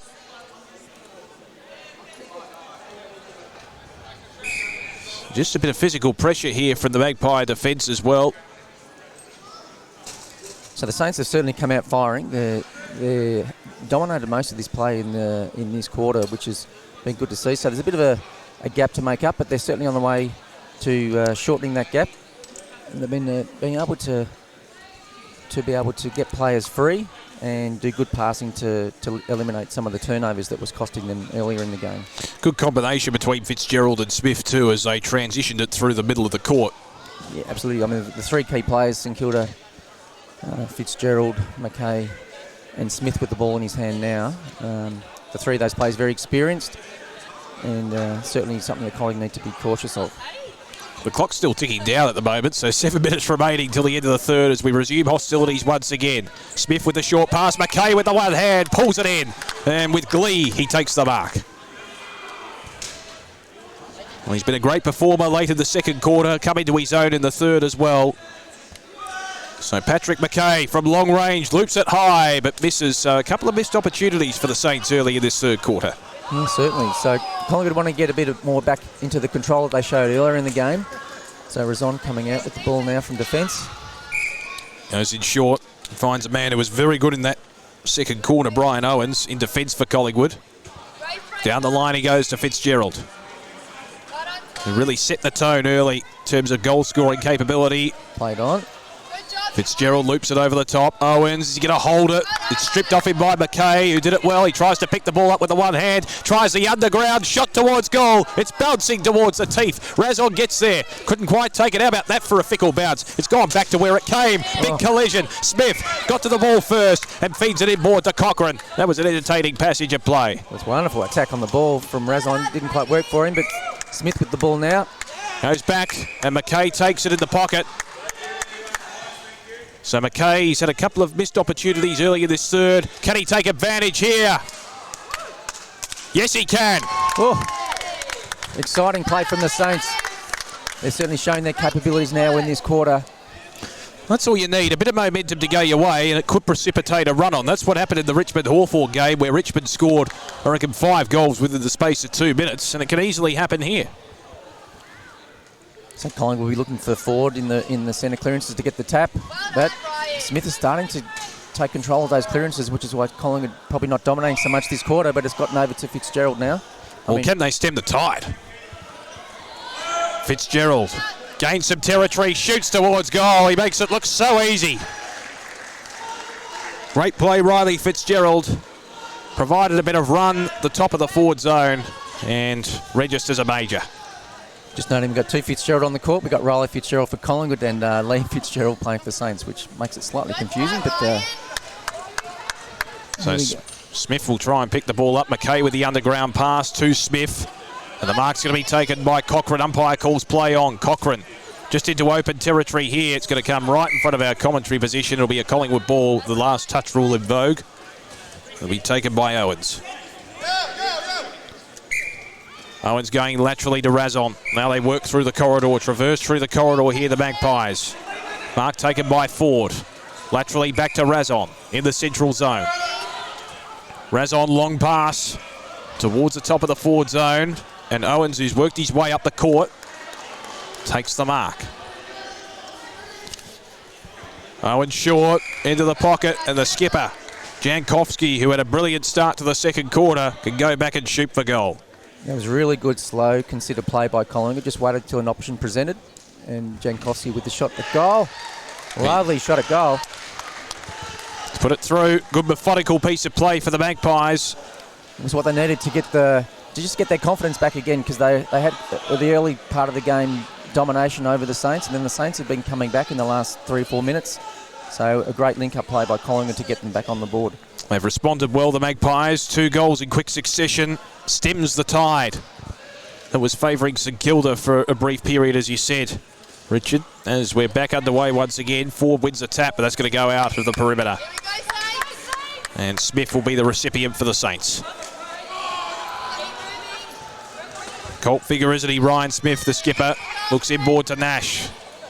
2 of them have worked well. Nash just to the defensive side of centre. Back to Smith, the centre of the court. It's got McKay presenting. He's trying to force a lead. Owens is cutting him off at every opportunity. Short pass is going to be delivered there to Liam Fitzgerald, the vice-captain for the Saints, as the whistle is blown. It's going to come back to Smith, I think. May have been an encroachment on the mark. So Smith. See a bit of an argument there with the umpire, Fitzgerald. Just wondering who's going to be on the mark here. Either way, it's going to come to McKay with the direct ball movement. Well, Fitzgerald was just... Riley Fitzgerald just saying he couldn't go over that line to be on the mark because he's a forward, so he's not able to cross that line. So in this game... McKay from long range. Oh! What about that for a team lifter? That's a beautiful goal by McKay. And this is what St Kilda can do. They had the talent amongst their team to really score some terrific long-range goals, and they can manoeuvre themselves back in the game if they can get a bit of a run on here. So back in the middle, 33 points the margin, under 2 minutes remaining to three-quarter time. Can the Saints score a couple of quick goals to give themselves a puncher's chance? Cochrane can't quite pick the ball up. Fitzgerald combining there with Owens. What can the Magpies muster? McKay with the intercept. Is he going to be paid? Yes, he is. Beautiful contested mark, McKay. McKay's got Smith in deep. Does he go in that direction? Yes, he does. Smith takes it on the chest, uncontested. Found space. Smith looks inboard, back to McKay. Takes it in a contested situation in front of Owens. Can he score from long range here? He's certainly capable. He's directly in front. Scored a goal just a moment ago from the same position. McKay misses this time. Just behind. 32 points the margin. So it'll be Razon to bring it back into play for the Pies. We're under a minute to three-quarter time. Razon short to Owens. Just in terms of expansion, is that going to be on the cards for the Victorian Wheelchair Football League going forward? We've got obviously a bevy of teams in at the moment. Is there room for more, do you think, as we head towards forward territory for the Pies and Jankowski takes the mark? Yeah, well, certainly. I mean, the sport will will seek to continue to develop and enhance the opportunities for people with disability to get involved in sport, which is why the sport exists. But so as the numbers grow, and we've got a development league that now operates in addition to, this is the senior competition that we're watching today. Lovely goal there, Jankowski by the Pies, which they needed just before the three-quarter time break. And also we have running today, there's a junior, behind us is a junior kids wheelchair football clinic which is going on at the moment. So there's some terrific pathways that AFL Victoria have developed to ensure new players can get introduced to the sport, and with new players we'll have opportunities for new teams to come on board. So we're looking at, I know there's been some discussions over recent years with Geelong Football Club potentially being involved, and other clubs, so I won't probably release too much information yet, but there are plans afoot for more teams to be able to be represented. And the long run is obviously to have an opportunity for all teams to have a version of Wheelchair AFL, demonstrating that that AFL is available for all people, no matter what their circumstances and their capabilities. So three-quarter time, the Pies have steadied in the third term. They lead it by 38 points over the Saints, 74-36, back with the final quarter in just a moment.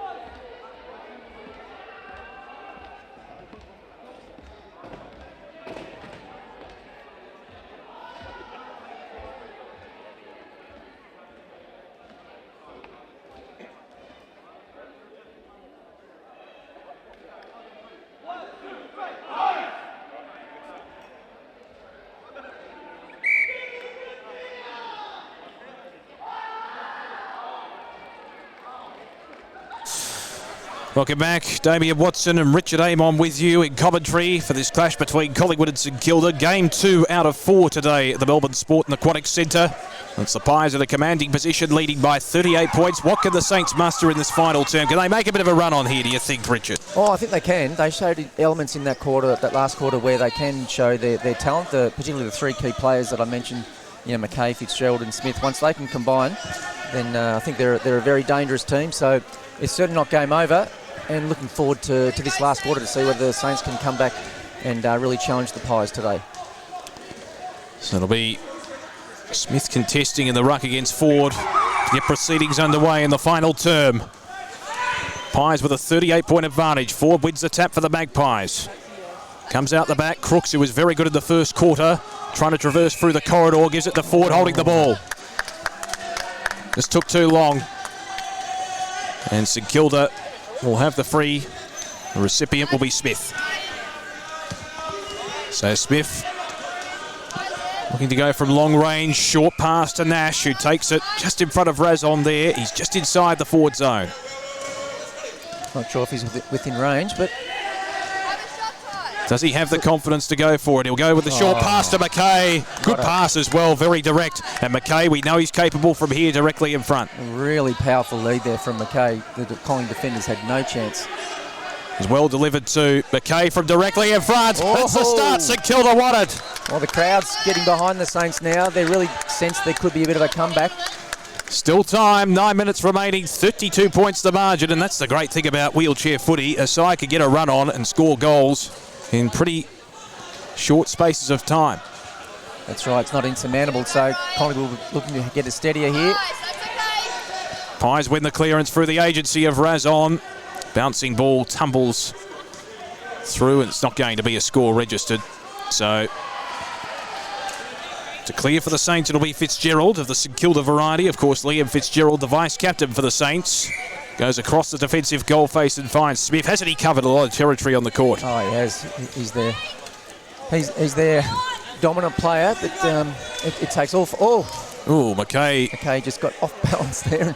It does happen quite often in wheelchair football, but a player can sometimes find themselves on the ground, and it's the second time for McKay today. Yeah. Some players, they tend to, I don't know where it's their centre of gravity is certainly different, but some players, they tend to fall out more than others, and it's usually no problem. Just hop back on the chair and get themselves back in and get back into the game. Well, he's a very thorough leader, isn't he, McKay, in terms of providing a lead inside that forward zone. And he's not afraid to meet the ball at 100% ferocity. That's what he does. He always gives his all for his team. That's the controlled aggression you want, isn't it? Yeah. He's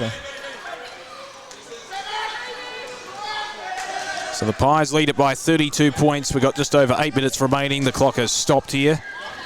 The Melbourne Sport and Aquatic Centre. As McKay looks to recommence. Just while we're waiting, just celebrating again, we're here for Pride Round, which is a great celebration of inclusion and diversity.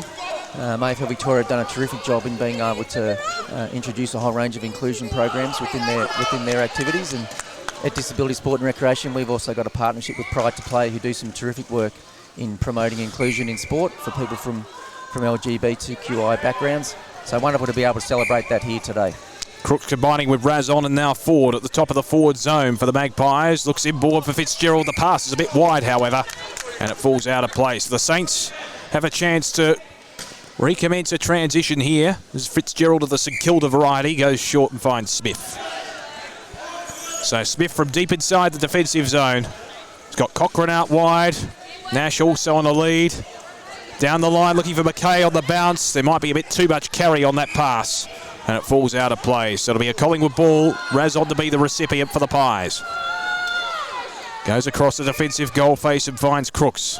They just need to stifle any momentum St Kilda can build here. They've got the advantage, Collingwood, on the scoreboard. That's right. If they can just control the ball for a minute or two, they'll just snuff out the time element that St Kilda needs to be able to get back into the game. So what I'll be looking for is, as we're seeing here, just some careful, controlled footy. Fitzgerald plays on. Goes over the top. Ford had a touch of the fumbles. He had to turn around quickly. Now, is that going to be illegal, that disposal? Yeah, it looked like a bit of a throw. Yeah. Sort of a parry over the top. Yeah.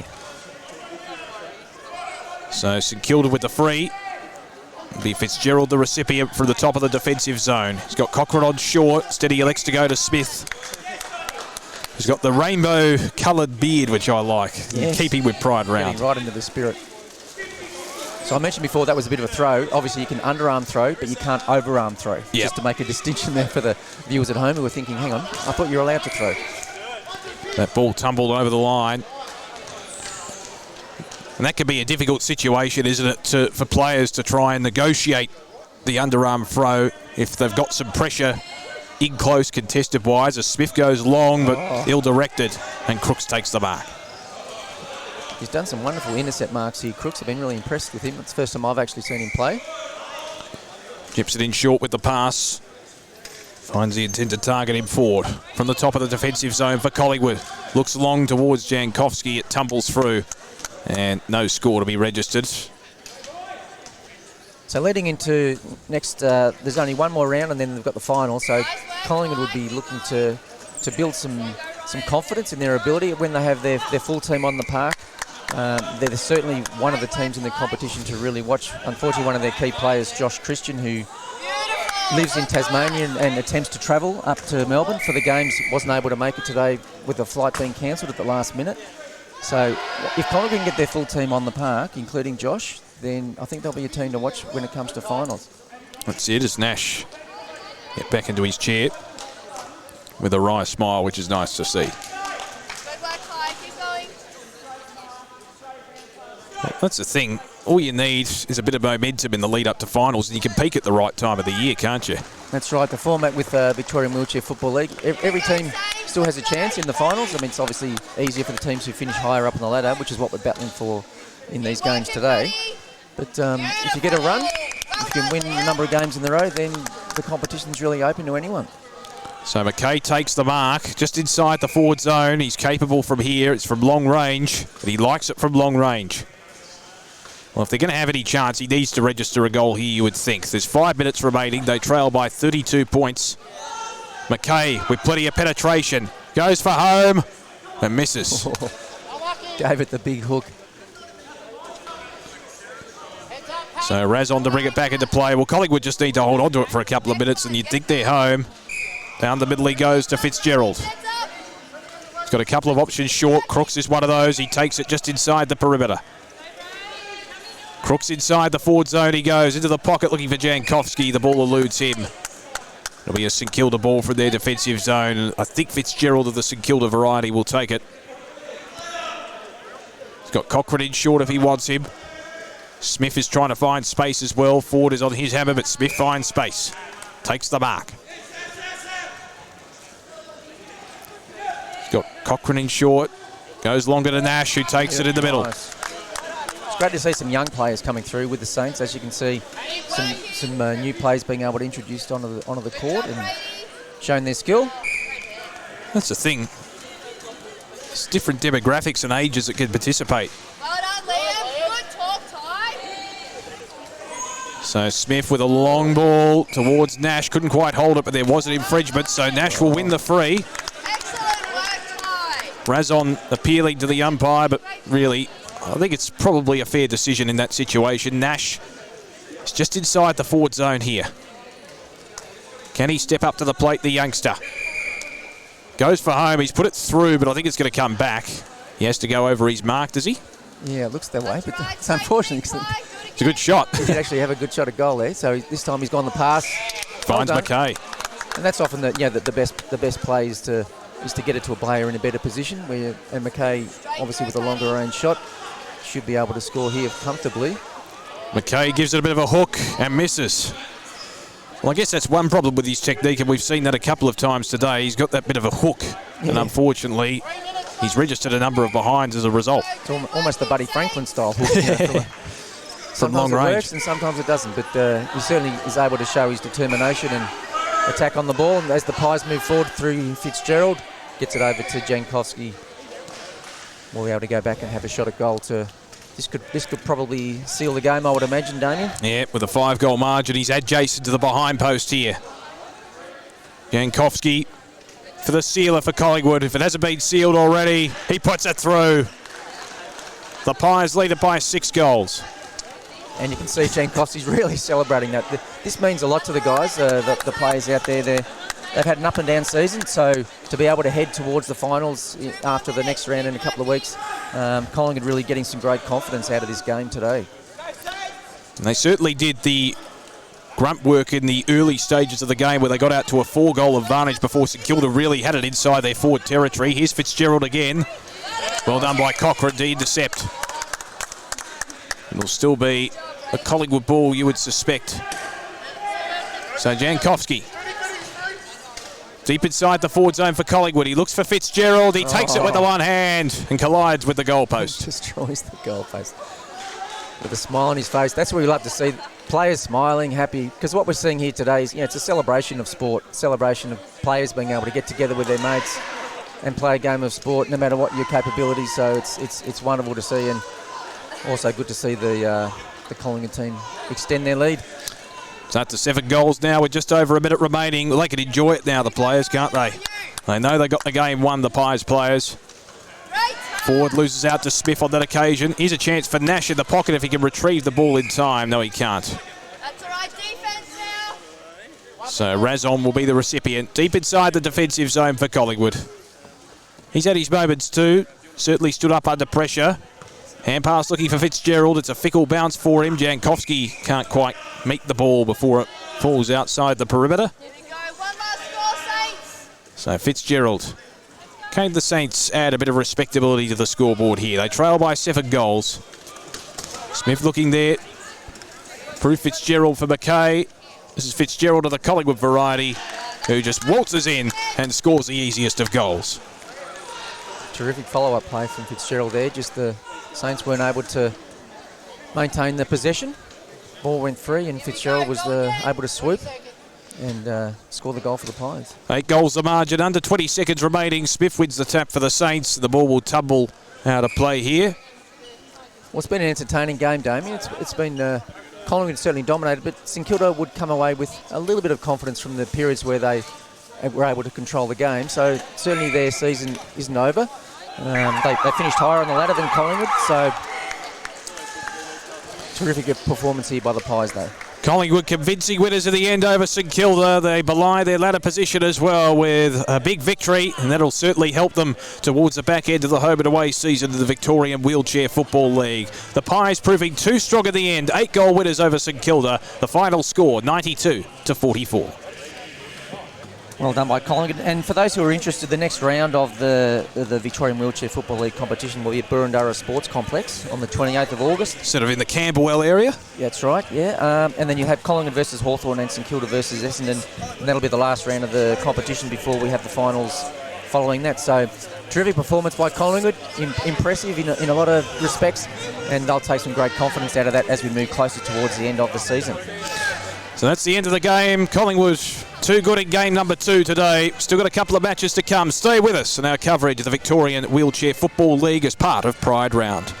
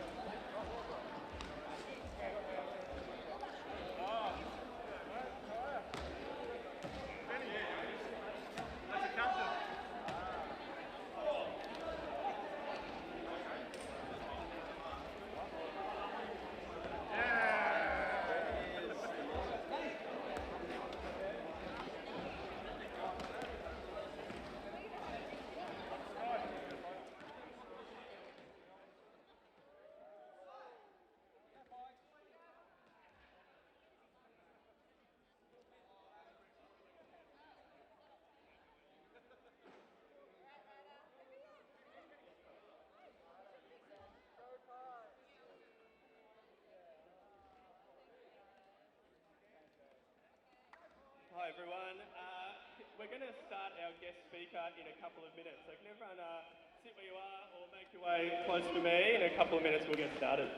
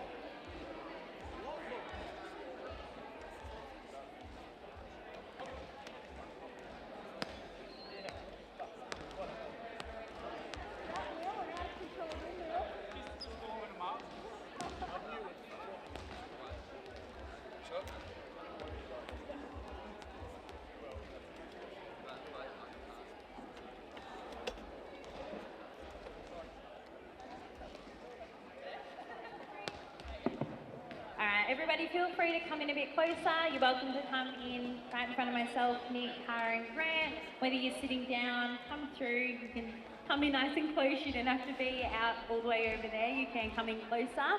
We won't be taking too much of your time.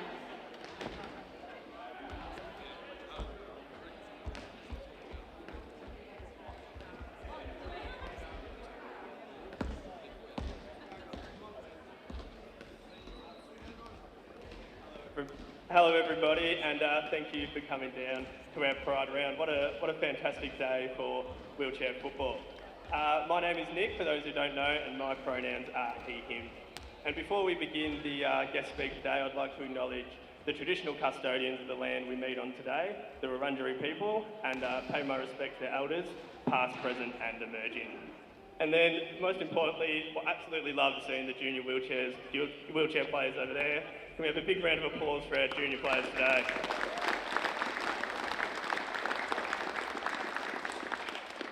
And then also, I wanted to shout out Chris Henderson and Pete for the work they've done in getting the junior program off the ground. Your guys' expertise is invaluable, and next year, I want to make this program even bigger and better. And then for our Pride Round, I've absolutely loved coming here, and I knew this wheelchair community would wrap their arms around this event.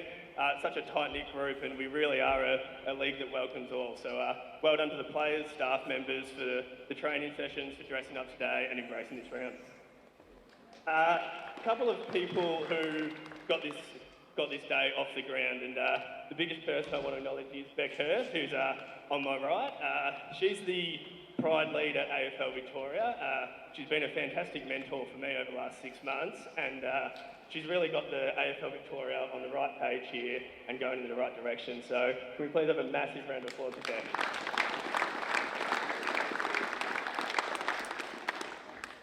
And now I've got a very important award to announce, a $200 Best Dressed Award, who will thank you to Coles for sponsoring that. And the winner today from the Richmond Football Club, Freya Munzel.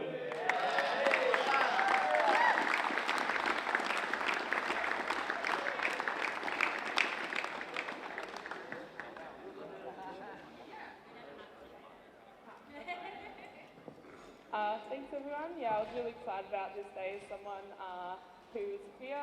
This is a really important round for me, feeling welcome.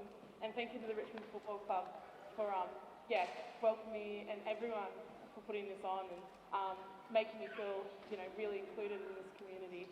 I say sometimes that it can feel like I'm either in a disability community or in an LGBT community, depending on what event I'm in. It's really awesome to have, that combined thing and really feel welcomed as a person as a whole. Thank you for, recognising the effort I put in. So thanks.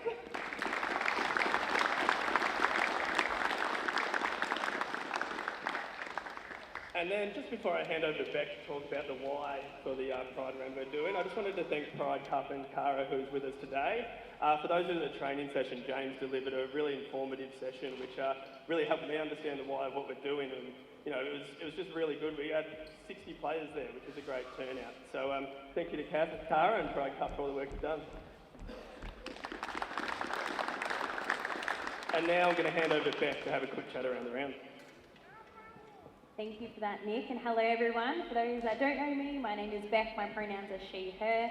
Again, everyone looks incredible today, so thank you so much everyone for putting in the effort, whether it's a wristband, whether it's socks, whether it was attending the education session, our amazing spectators. We've got some flags everywhere, the kids jumped on board. This round is so much more than just putting on rainbows. It's about creating a safe, inclusive and welcoming space for everyone to play our game. And I think each of you here, we all want that, want an opportunity for everyone to play sport. And at AFL Victoria, we're really, really lucky to be able to put this round on today and to have this strong purpose and to have these incredible people here today. So thank you, not just to us, but to every single person in this room. So thank you so, so much for everything.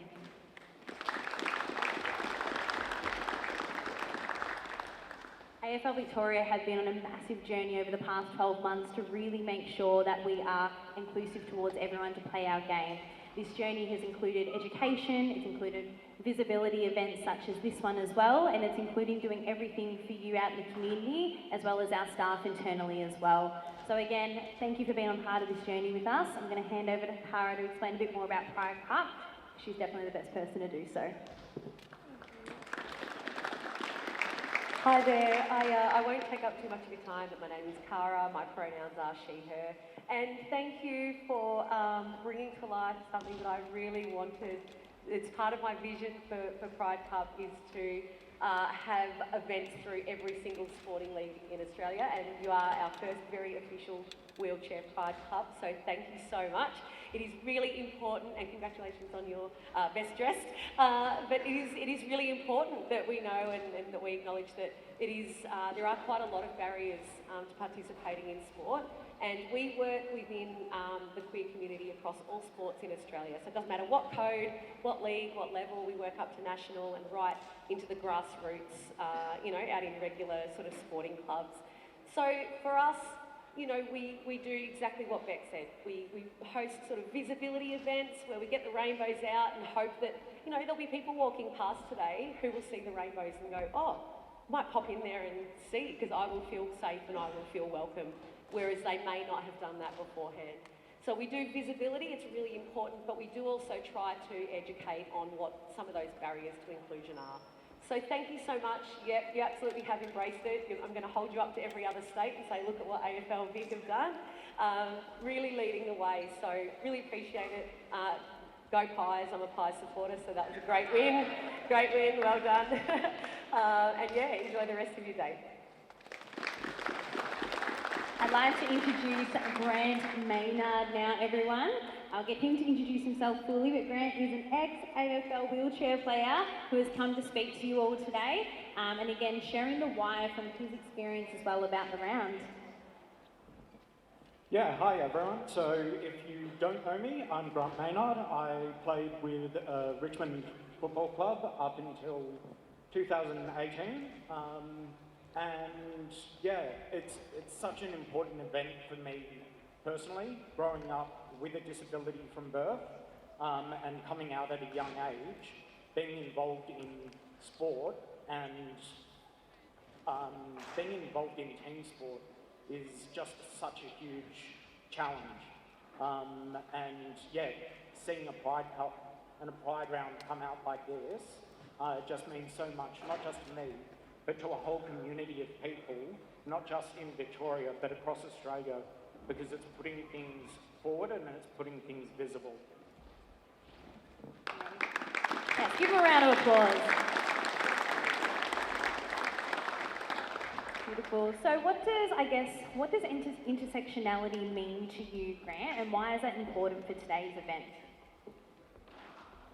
Intersectionality is such a complex and important thing for me personally, because I grew up as a Christian and I still believe in God, and I've been able to say I'm proud of religion. I've been able to say I'm proud as a gay man. I've been able to say I'm proud in work that I do, but it's always been really difficult to put all of those things together and say I'm proud of all these areas and all the different parts that make up me as an individual, because quite often so many people get put in boxes and get kind of conformed into a very stereotypical way of thinking, whereas diversity, no matter whether it's race, religion, background, gender, sexuality, it all makes us better people when we all learn from each other and yeah, learn to grow off how the intersections of society can help us grow. That's really beautiful, and I think that's the massive and big importance about this event today is about intersectionality and bringing people together from all walks of life, which we've mentioned a few times, but again, that is the key message for today. Outside of that, Pride Rounds, there's so many different ones. We have them in the AFLW, other sports have them as well. What does a Pride Round mean to you and to events like this? Pride Rounds, I think, are really important because while inclusion has been around in law for quite some time, it's generally hidden behind a piece of paper and it's not a visible part of society. So when Pride Rounds like this happen, it's suddenly putting it front and centre, and it's not saying it's something hidden, it's not saying it's something that people should be ashamed of, it's something that can be embraced no matter what part of society you are from. and what you want to achieve. I love that. That's really beautiful. That's lovely. When we talk about allies, I know that myself at the AFL, I have some amazing allies that I work with, and I think without them, I would struggle to advocate, for the pride community within our sport, but then also for myself personally, I think that allyship is so important. So I guess for you, what does allyship mean, I think, to share with everyone, one, but two, what does allyship mean for supporting yourself as well?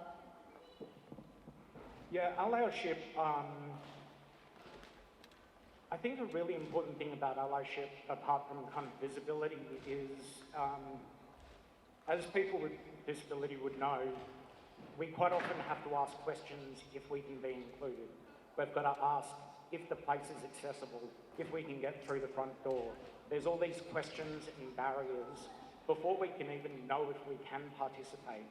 So when we talk about allyship and what allyship means for me, and I think in society in general, is having people put their information front and centre. So questions don't have to be asked, and you can go along with confidence to whatever it is that you want to go to, without feeling as if you have to hide part of yourself away. I love that. I'm sure there's a lot of people here that have been a part of the education and are a part of today that are allies in this space, and we can't thank you enough for being here and representing the community with us today as well. Last one from me before I open up a few questions to the floor, so everyone get your thinking hats on, because there will be a few questions that I'd love to ask. But before we do that, I just want to know, for any people that are here today that are from the LGBTQI+ community, for people that are here with a disability, I guess from your lens as well, what advice would you give them to come into sport? And why is sport so important for them?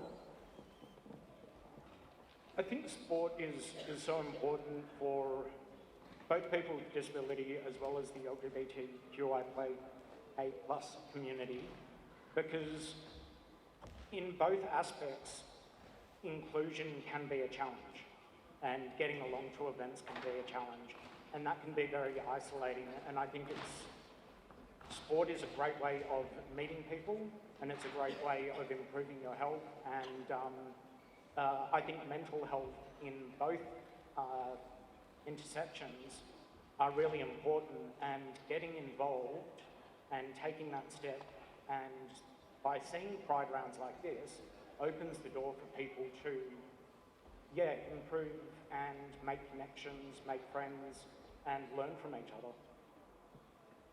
I guess that's the most important thing about sport. It's not just about your physical health, which you're all aware of today. It is about your mental health and coming together as teammates, as friends. You might meet someone else from another team, but I think sport really has the power to change the world. So thank you so much, Grant, for being here today. I'm going to open up the floor to a few questions if anyone does have any.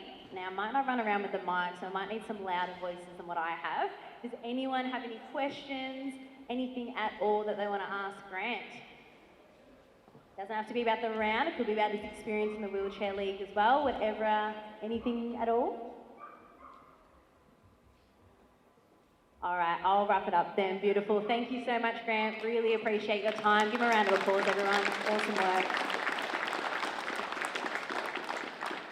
Thank you, Grant, and thank you, Beck. Now let's get into the big game between Richmond and Essendon. Thanks, everyone, for listening, and let's look forward to some good footy.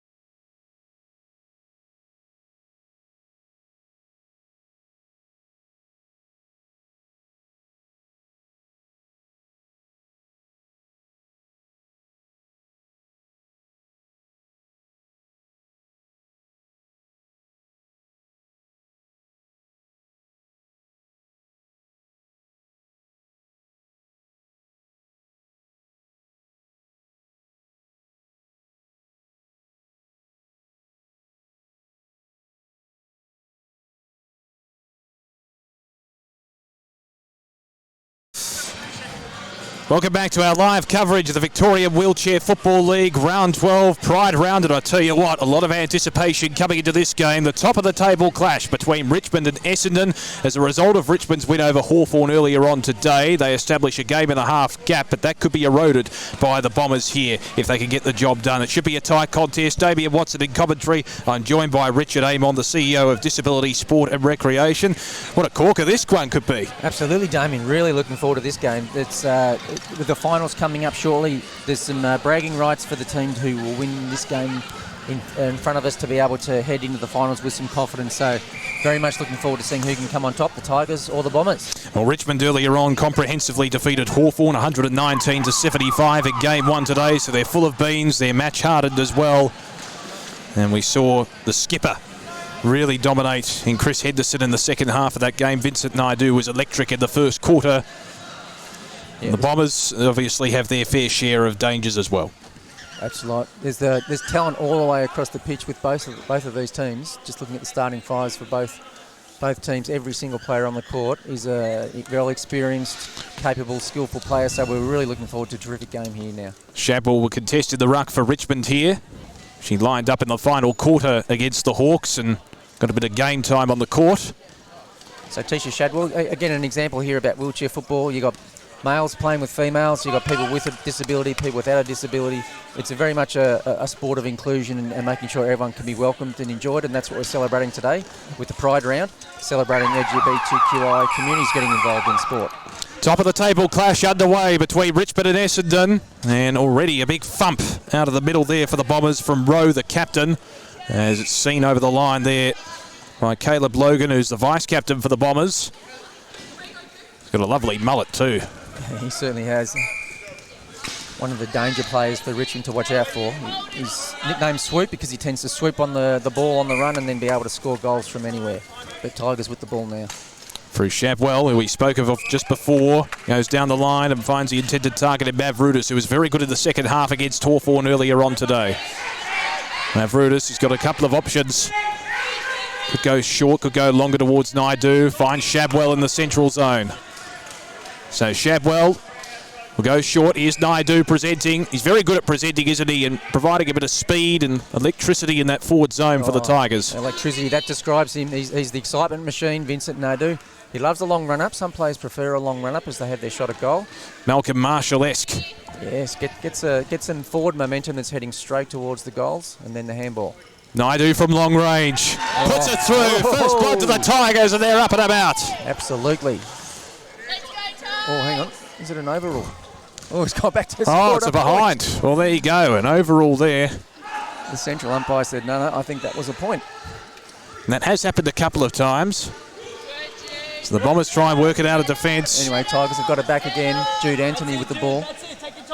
Goes short. Finds his skipper in Henderson, who was very, very good against the Hawks earlier on today.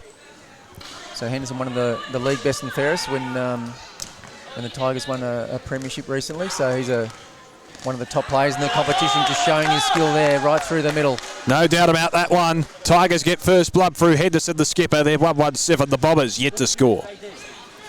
So Henderson, a great success story with MS, and had played a lot of able-bodied football in his period before acquiring a disability, and now just loving the sport of wheelchair AFL. Shapwell applying a bit of physical presence there. That ball ricocheting over the perimeter line, and the recipient will be Rowe, the skipper for the Bombers.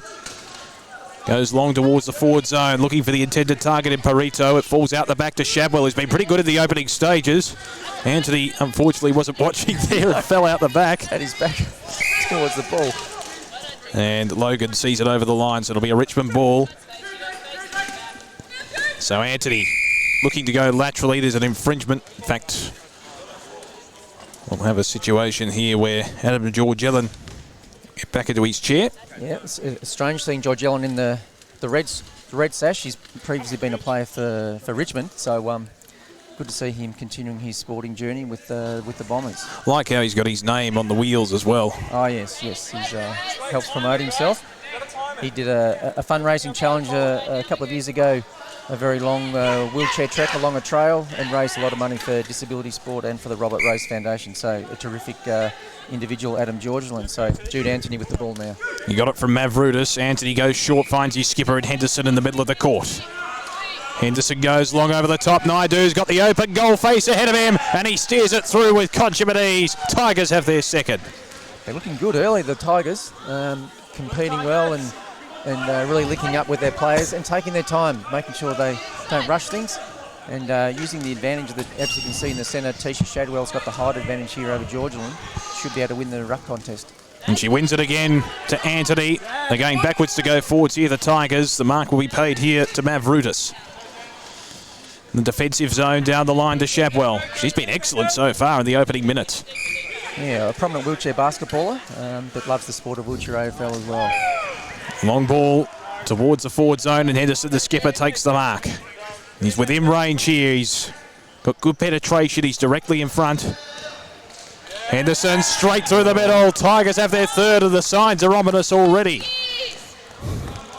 Yeah, there's a couple of worried looks there from the Bombers players already. But as we've seen earlier, the games can turn, and Bombers, there's definitely some skill on the park where they should be able to get themselves back into this game. Back in the middle, a change in the ruck here. Contesting for the Bombers will be Van Gemert. Falls out the back. Naidu had it stripped off him in the end. That was good play, defensive play there from Rowe, the skipper for the Bombers, who sees it over the line. So Rowe will be the recipient for the defensive zone for the Bombers. They just need to find some system in their play. Yeah. Van Gemert from the defensive zone. Chips it in short, looking for the intended target there in Leonard. Just couldn't quite reach him in the end. It was dispossessed from him. So Henderson, the recipient. Naidu's on the run. Oh, he's got it too easy in the end. Loose checking out the back. And Naidu from directly in front should register a major here, you would think. We know what he's capable of. He's full of beans at the moment. He's full of confidence. He's full of adrenaline. Takes a breath. Naidu for Richmond's fourth. Straight through the middle. Wow. There's an appeal there, I think, from James Leonard, the Essendon vice captain, saying it went over the post, but nothing doing. 4-1-25 to nothing in favour of the Tigers. Some worrying signs for the Bombers. Let's see if they can get back into it. It starts from the middle, and what we can see is Jude Anthony trying to get himself clear so he can win the tap from Shadwell. Shadwell winning the tap.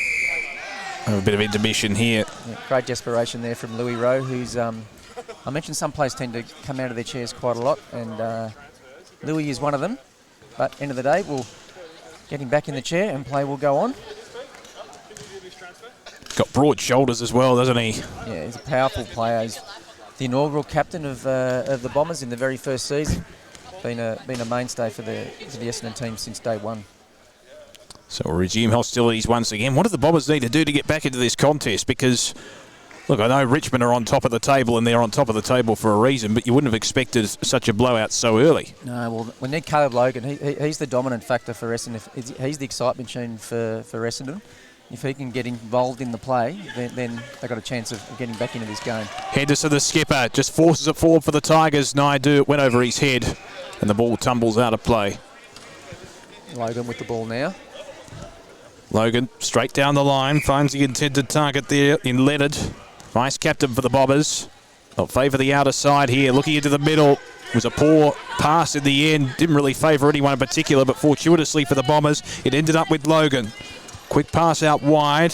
That came originally from Perito, and it's seen over for a behind. So the Bombers on the board for the first time. One behind. Richmond 4-1-25. And a good mark taken there. Good collector, slips catch type effort there from Shadwell. Van Gemert back into his chair. So Shadwell from the defensive zone. She's got a couple of options down the line. Anthony presents. Naidu's a little bit deeper. We resume hostilities once again. Shadwell goes short. Finds the intended target there in Mavroudis. He's very good in the second half against the Hawks in game one. He's got Anthony out wide, finds him.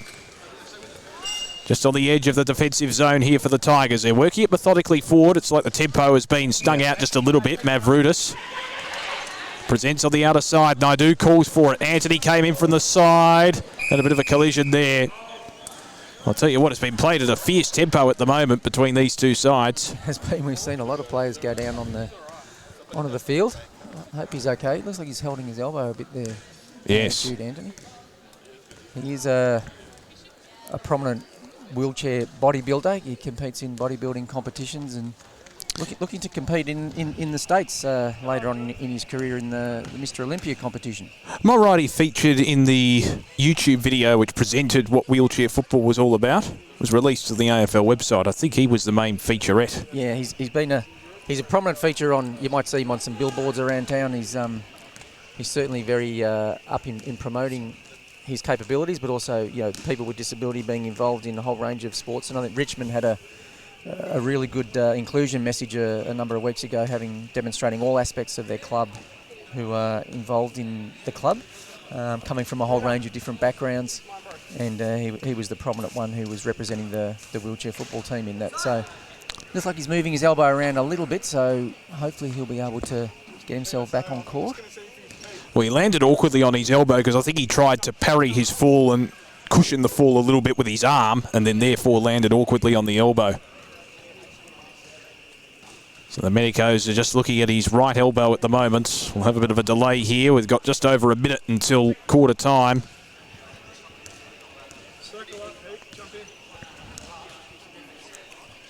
So it looks like Peter Oganyemi is looking to come on in place of Anthony if he's going to be coming off the court. Just being helped upright at the moment.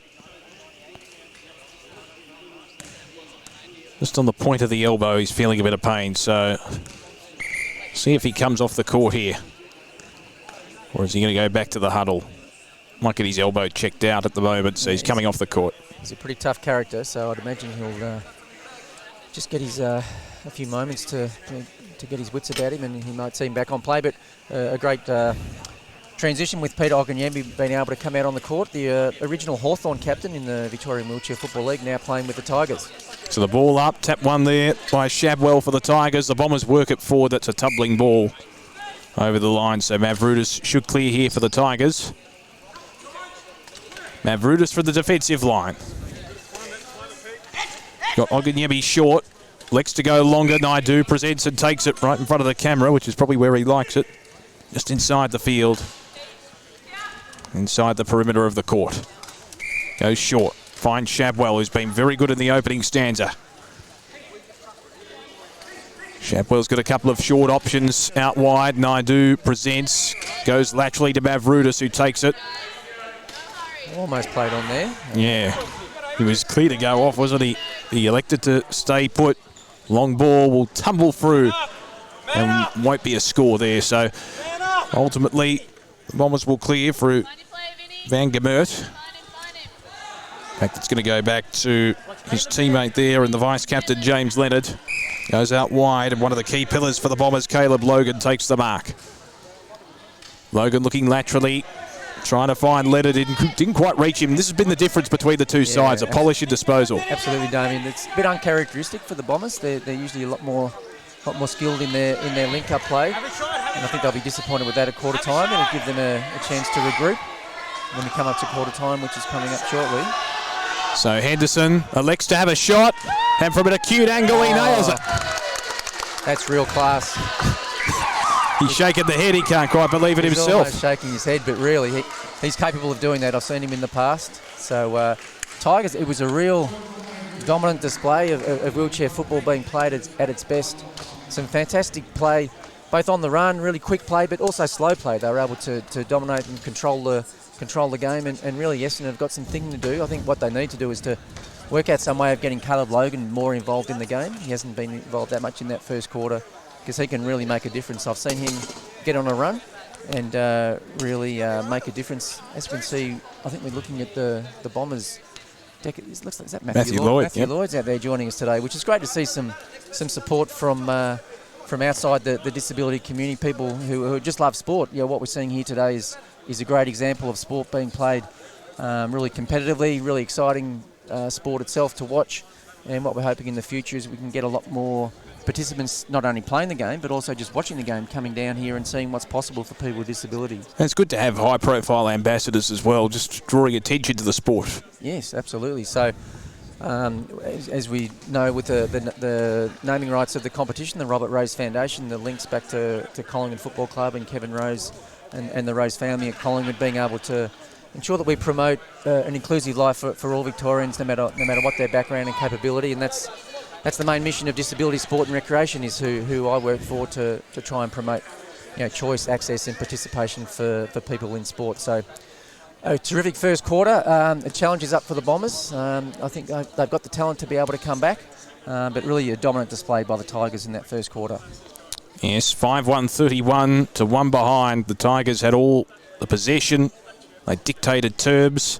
They had plenty of options inside their forward zone as well. And I think they just had greater polish in their disposal too. And that's a key difference between the two sides, particularly in a pressurised game in a top-of-the-table clash. That's right. There was some really good link-up play. And I think the Bombers, through some terrific ruck contests from Tisha Shadwell in the middle, was able to give her teammates first control of the ball. And Vincent Nadu, he's an excitement machine. He just... What I love about him is he just attacks the ball, works really hard, and he really loves to be in that limelight, having a shot at goal. So about to recommence proceedings here. Start of the second quarter here at the Melbourne Sport and Aquatic Centre. What can the Bombers muster to get back into this contest? It's first versus second on the table in the Victorian Wheelchair Football League. Shadwell's been very good in the ruck for the Tigers. She'll contest here. So against Van Jamet. Sorry, Damien. Anthony's still off the court, so Oganyemi has maintained his position with the Tigers. Naidu straight away into the fray and misses this time to the right. So just the minor score. They extend their lead to 31 points. The Bombers just need to probably slow down the play, and again, dropping the mark on that occasion was the vice-captain in James Leonard, and a bit of physicality there between the players. Yeah, Louis Rowe is known for that. He loves getting in amongst it. Louis Rowe, the Essendon skipper. Well, I think he wants to send a message to the opposition. They're not going to be mucked around with. So here's Caleb Logan. Feeds it short. Van Gemert in the middle of the court. He's got a couple of options across the top of the forward zone. Elects to go short. Finds his skipper, Louis Rowe. Perito trying to make a lead. Yes, well done. Good lead, good pass from Rowe. So Perito from long range. He's going to go with a big run up here. Yeah, he's one of the most powerful players in the competition. He should make the distance no problem. Long shot from Perito, straight through the middle. Oh. The Bombers have their first major on the board. That's what they needed. And it might give them a bit of confidence. If they can get their hands on the ball, then there's no reason why they can't get back into this game. So a long approach from Perito. That could be the fire starter for the Bombers. Shadwell wins the tap for the Tigers, but it's taken by the Bombers skipper in Rowe. And again, the transition very quick, maybe a little bit too untidy with the disposal. And Mavroudis will be the recipient for the Tigers from deep in defence. Mavroudis goes short, trying to find Oganyemi. He takes it on the half volley. He did it well in a tight situation in a confined space. Shadwell couldn't quite get there. It'll be an Essendon ball, or is it going to go to the Tigers? It is going to the Tigers. Just trying to decipher who had the last touch. Oganyemi to be the recipient for Richmond. Down the line, Naidu takes a good contested mark. That's going to be an interesting matchup against Logan. Yeah, two very dynamic players. I think that's the reason why they've got Logan onto Naidu to try and minimise his impact. But problem is Logan doesn't have as much of an impact as a result. Exactly. It means there's not much going forward for the Bombers. So Naidu, top of the forward zone, more than capable from here. This to restore order and a bit of momentum for Richmond. Now, there's been a push out and potentially a Richmond shot right in front of goal. Henderson, the skipper, the recipient. The two skippers in a bit of a tangle there. Henderson from close range, point blank range, he puts it through. Rowe was shaking his head at that, but the umpires saw something, so they don't make things up. I'm sure there must have been something there that warranted that free kick. Two skippers at it, Rowe and Henderson. That's going to be another intriguing matchup. Now, whistle has been blown here. Is there an infringement? No, just a warning. So the ball up once again. This time, Van Gebert wins the tap. It falls out the back. And the last touch rule in vogue. It'll go the way of the Bombers here. Logan, the recipient. Excitement machine for the Bombers. One of their cult figures. Naidu, very dramatic on the mark. But the Bombers do work it methodically forward, and the mark has been taken by Leonard. So Leonard from long range goes in short to Perito. Anthony Perito just inside the forward zone here, but a very acute angle to contend with. This is a tough shot. Yeah, Perito for the Bombers' second and his second. From an acute angle, it's gone straight through the middle. He makes it look so easy, and he pumps up his teammates. Certainly looks pumped. I think what we've just seen there, we just got to get the ball. The Bombers get the ball down to Perito. He's shown that he's on song the last couple of goals for the Bombers. So get the ball into Perito, and anything can happen. Back in the middle. Shabwell wins the tap for the Tigers, straight down to Naidu, who's gone into the middle of the court, working his way up the court from the forward zone. Logan dispossessed. That may have came off Naidu, so it'll be an Essendon ball. Van Gebert to be the recipient. So Van Gebert looks laterally not the best of hand passes.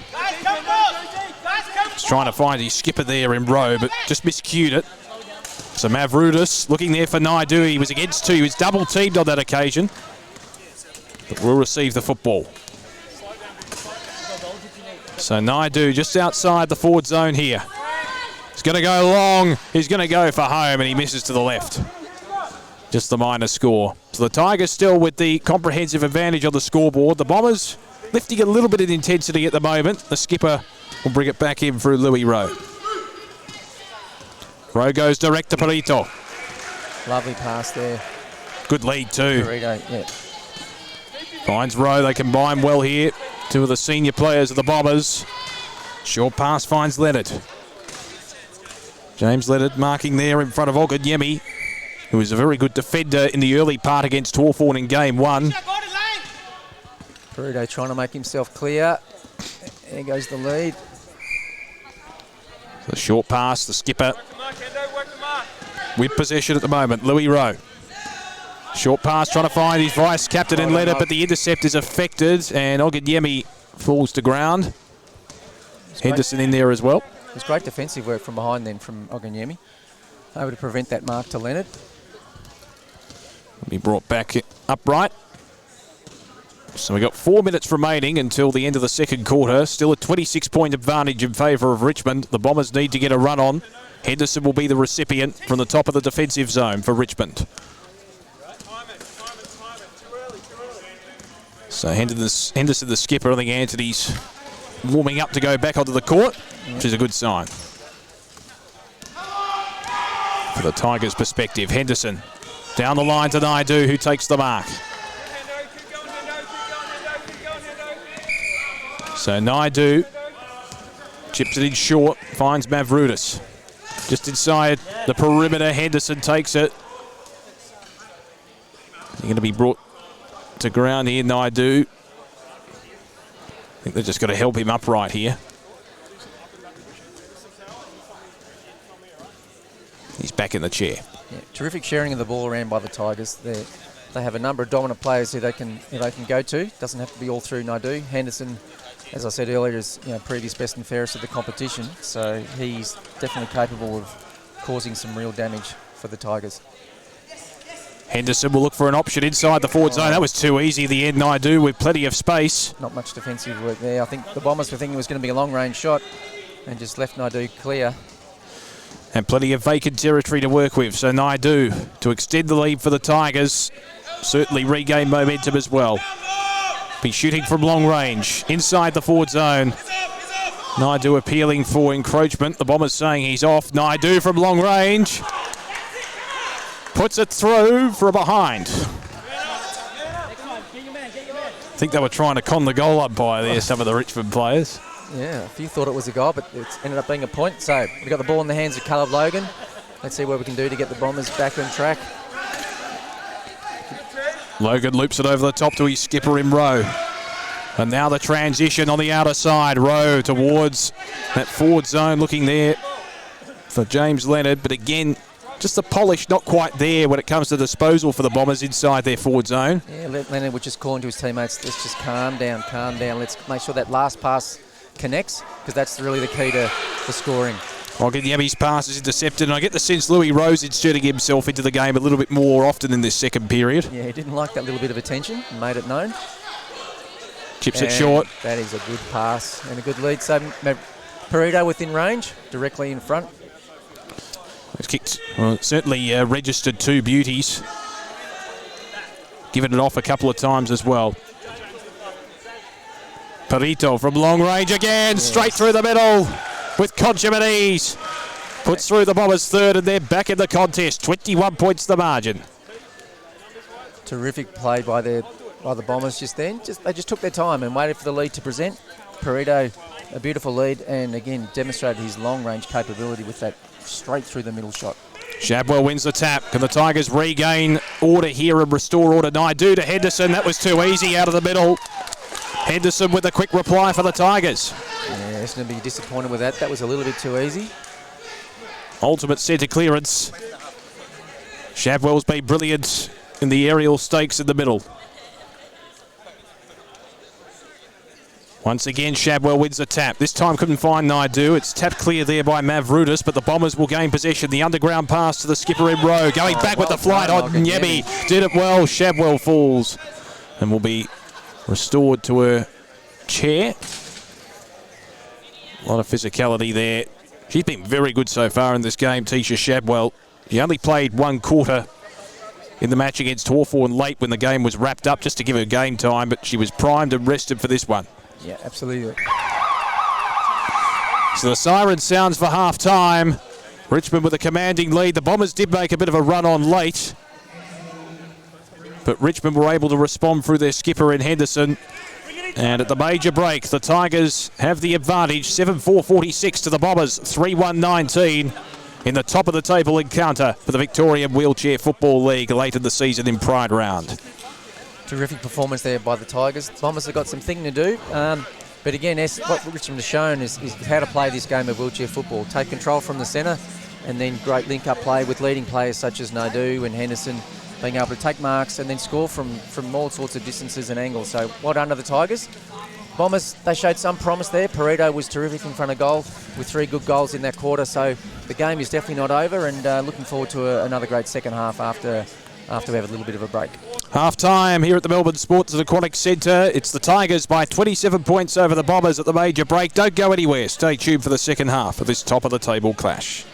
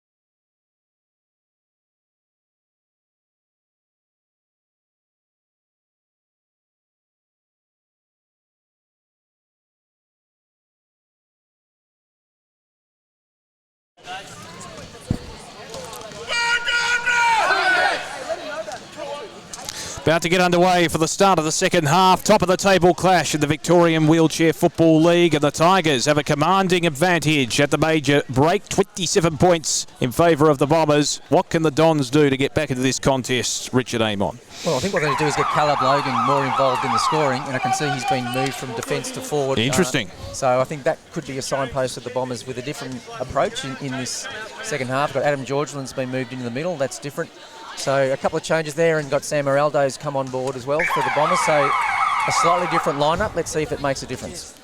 So underway in the second half, Shadwell again winning the tap. Mavroudis tried to break his way through. Bit of a basketball type action there, and again the physicality severe from Louis Rowe, who falls to ground. So Louis Rowe, who had a bit of a quiet first quarter, he came into the contest more so in the second term, I thought, and that was important for the Bombers to try and get back into it. Yeah, he's the captain who leads from the front, really shows a lot of physicality and attack on the ball, and he certainly lets you know that he's around. As a forward, he usually plays as a defender, so when you're a forward and you've got Louis Rowe on you, you know that you're in for a contest. Oh, hang on. Started the play when Rowe wasn't quite organised. Umpire just giving the wave of apology. So we'll resume hostilities once again here. Shadwell to contest for the Tigers. She's been excellent, one of the better players for Richmond so far in this game.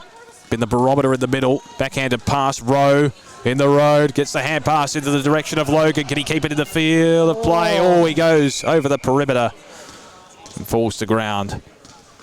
Almost took out Narissa Turner, the official photographer. He does a lot of great work for the Victorian Wheelchair Football League with some brilliant photography that you might see if you go to the Facebook page and see the collection of photos after every round. A lot of great officials involved. The umpires too do a great job. Absolutely, it's great to see. It's a legitimate sport. It's got all the elements of the various versions of the able-bodied competition, and also keeping in mind AFL Victoria also do a terrific blind version of AFL football, which is on, I think, not sure what day it's on, but it's another wonderful competition. Naidu looks inboard and finds Shadwell, and now Henderson, the skipper, with the open goal. And he gives a fist pump to the crowd. He liked that one. And the margin now out to 33 points, and red alerts now for the Bombers. So back in the middle. Shadwell's been excellent in the centre. May have just won the tap there. It was probably even Stevens. Logan tries to hold onto the ball. We'll have a quick resumption here. So a ball up right in front of our commentary position. Just inside the forward third for the Bombers. Shadwell wins the tap into open territory, and it may tumble out of play. The ball does bounce in a fickle way though. Mavroudis receiving on the last line of defence. Mavroudis to Shadwell, just inside the defensive third. He's been great today, Mavroudis. Quite really steady, just does the right thing, links up when he needs to, and clean possession moving forward. So a new player on the court now with the Tigers, number 7. So they go down the line. Henderson, I think, was the intended target. Couldn't quite find him with clean possession. So the Bombers with a chance to attack now. We've seen that a couple of times. I tell you what, the physicality has been significant in this contest. So the mark has been paid there for the Bombers at the aid of Sam Moraldo, who's come onto the court for this second half. Loops it over the top and finds Logan. He's a big barometer for the Bombers, Caleb Logan. Will shoot from an acute angle. Oh, well done from Shadwell on the goal line. That would have been a certain major. She was up to the task to take the mark.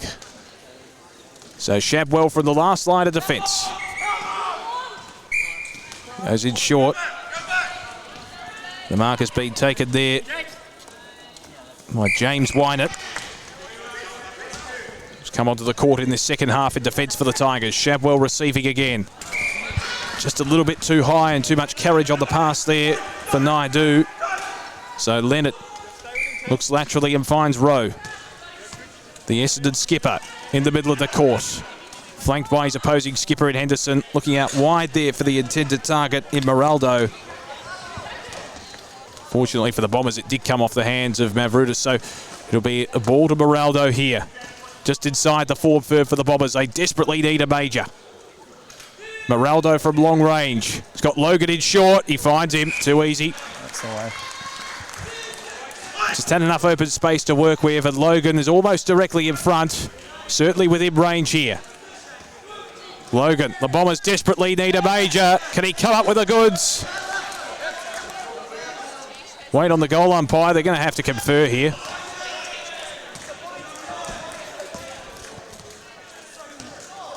Not quite sure it was a goal or a point. It could go either way, obviously. It's a goal. A goal. So, what the Bombers needed. Well done to Caleb Logan, as I mentioned, been moved into the forward line for this quarter to try and get the Bombers back into the game. And there's a pass from Sam Moraldo, who's one of the players who's played the sport from the Defence Force. The sport originated way back in 2016 when the Defence Force tried to develop a sport for players returning from various combat injuries, being able to play a sport amongst their friends. And originally back in Darwin, Prince Harry, when he was stationed there, actually played some of the first versions of wheelchair AFL. So we've got the sport here today, 2022. Oh, Naidu from long range. Massive goal. Oh, one of the goals of the season there from Naidu, and he loved that. That was from beyond halfway. Which is a really exciting development of the sport. In the initial years, you could only score if you were in the forward front third. Yep. Whereas now you can score from anywhere.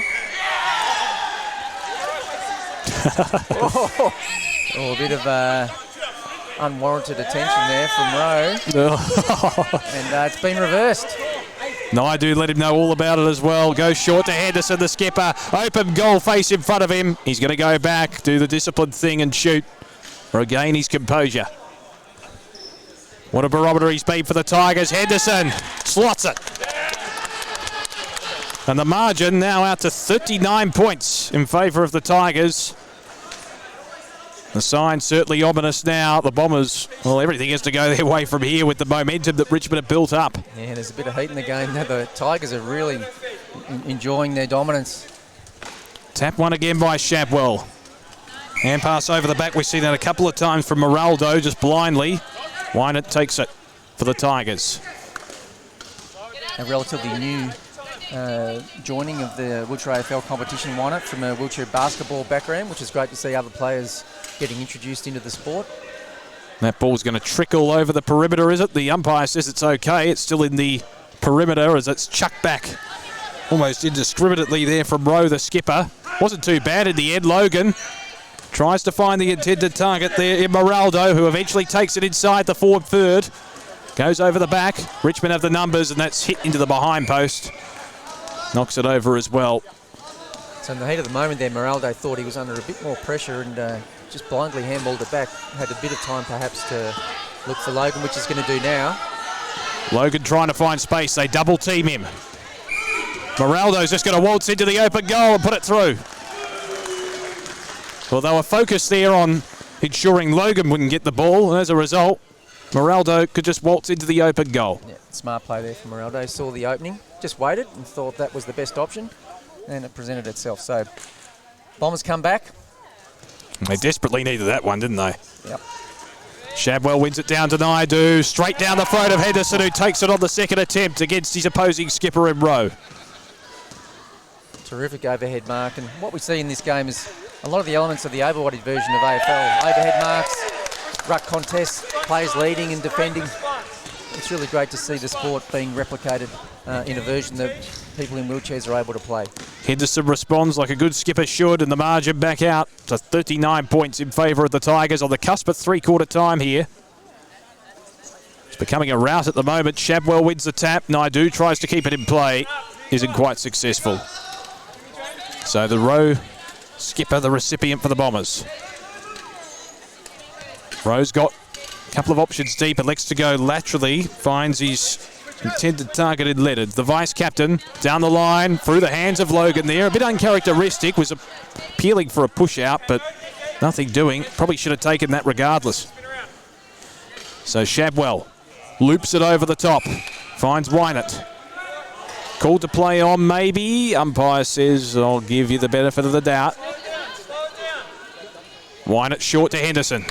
Good methodical play from the Tigers.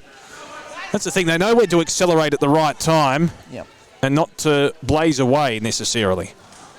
Yeah, there's been a couple of times the Bombers have had the ball and rushed their play moving forward, but Tigers really demonstrating how the game should be played. Taking control, waiting for the right option, good leading, good possession and accurate shots at goal. Henderson goaling on the cusp of three-quarter time here. That margin blowing out to 45 points. Back in the middle, Shabwell's been excellent. The synchronicity between her and Naidu's been excellent as Naidu falls to ground. That will pretty much see us out to three-quarter time, you would think. As the seconds tick down, Richmond in a commanding position at the last change. In this top-of-the-table clash, they're going to go into the last quarter with a 45-point advantage. Wow. So it's really the Tigers are really stamping their authority on this competition. Coming into this round as the top team in the competition, and they're really wanting to make sure that gets displayed on the court today, and having all the other teams really quite concerned as we lead up into the finals in the coming weeks. Jude Anthony's got a bit of a bandage on his elbow there, just recovering from that fall earlier in the contest, but they've done well without him. Richmond with a 45-point lead over Essendon in this top-of-the-table encounter. We'll be back with the last quarter for the Melbourne Sports and Aquatic Centre in just a moment.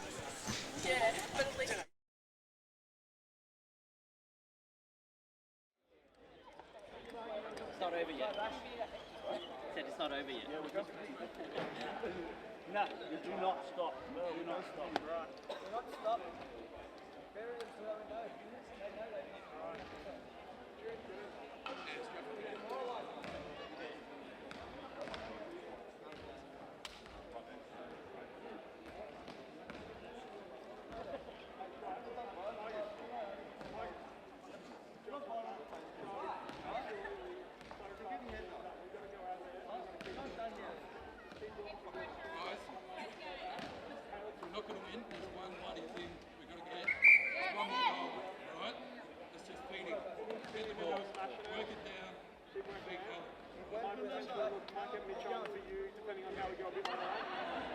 Just keep doing what you're doing. Keep put them under the blowtorch. Yeah? Yeah, put them under the bloody blowtorch. Yeah? 45 points, guys. Yeah, they won't be happy with the Mercer rule. Get them to there. Let them know about it. 45. Right. That's what I'm saying. We want to play the Mercer. Get the Mercer. Be more defensive. So we've got center.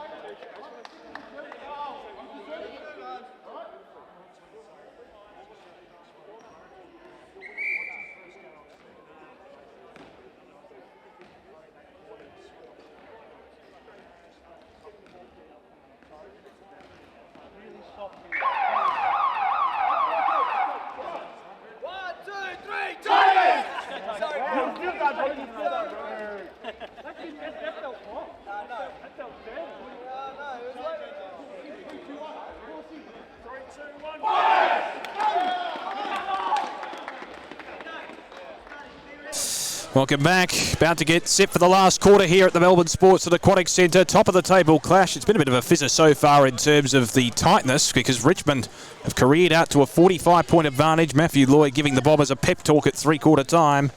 Can they lift? Could make all the difference, though. Louis Rose gone into the centre. Will contest against Shabwell. Yeah. A height disadvantage, so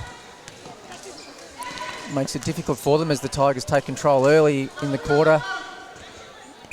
That one came off the hands there of Wynett, so it'll be an Essendon ball. Recipient will be Sam Moraldo, who came into the contest in that third quarter, scored a goal for the Bombers. Direct ball into the centre of the court. The mark taken by James Leonard, the vice-captain. Back to Moraldo, will be paid. So I think what the Bombers need to do is just demonstrate that they can control the ball in passages, so that obviously I don't think they're going to make up the difference to come back and win the game, but I think what they need to do is have some confidence that they can at least control the game as they do lead up into the finals in the coming weeks. Shabwell loops it over the top. Logan in the front spot. Will he be paid the mark? This is going to be an interesting call. Umpires are conferring.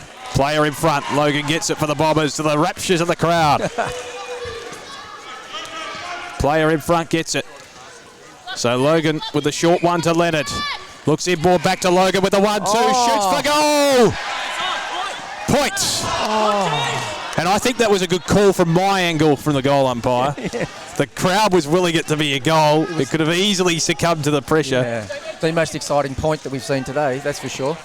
Mavroudis back into play, finds Shabwell. She's been excellent in the middle for the Tigers today.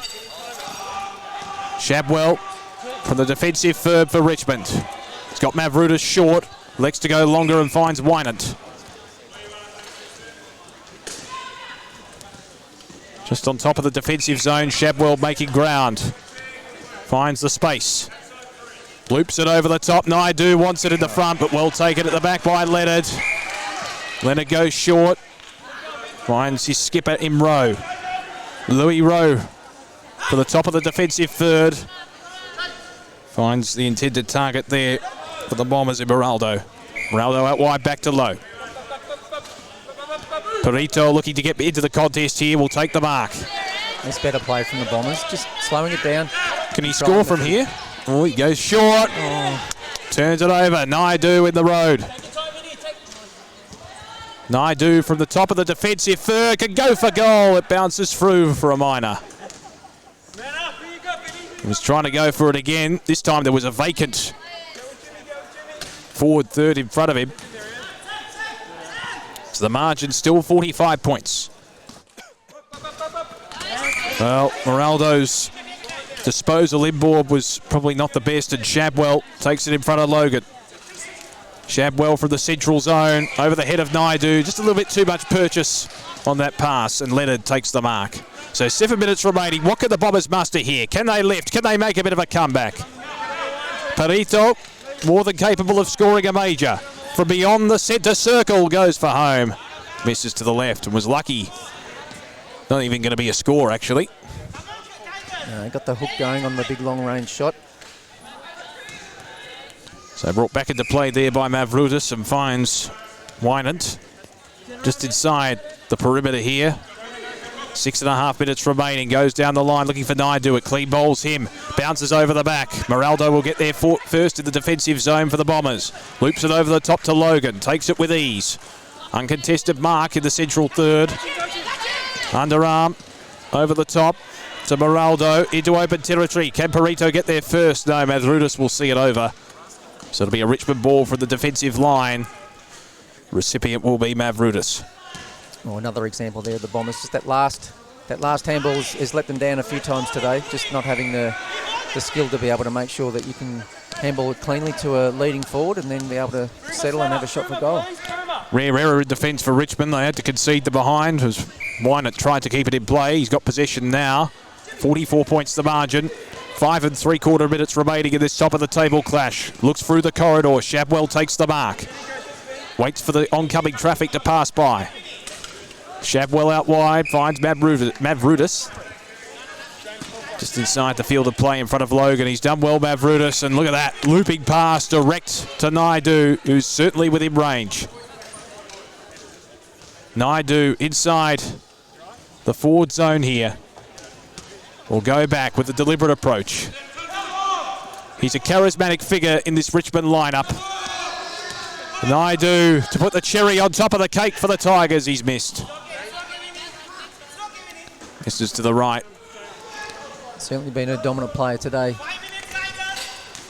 Moraldo brings it back into play for the Bombers. Goes direct down the line. Perito in the front spot takes the mark. Henderson making sure he's not going to go off his mark. Moraldo inboard takes it. The lateral movement. Henderson trying to block Perito's run here. Likewise, Shabwell.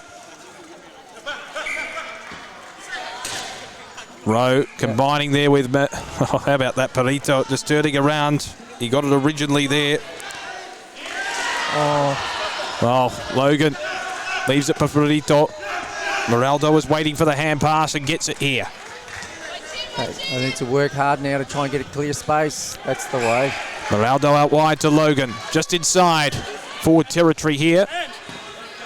He'll have to shoot from long range at an acute angle as well. 4 minutes remaining. It's 45 points the margin. It looks a little bit insurmountable from this point.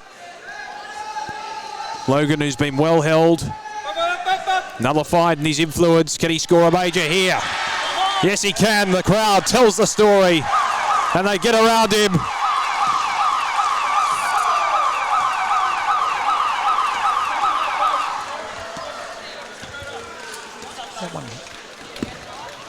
100 goals for Caleb Logan. The second time it's happened this season.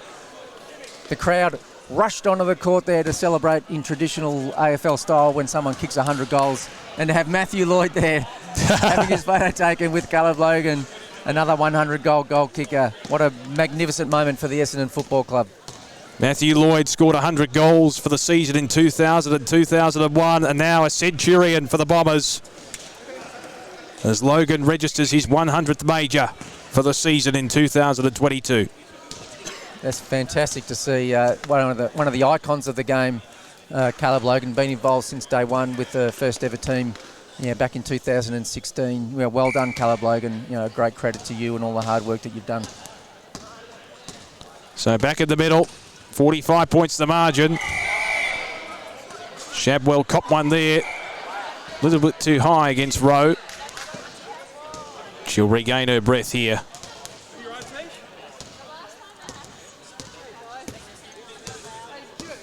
So that's the second 100-goal kicker we've seen this season, with Ryan Smith getting that earlier in the season for the Saints. So, testament to some of the skills and capabilities and the increased scoring that we're seeing in this sport over the years as it develops and the skills get more and more refined.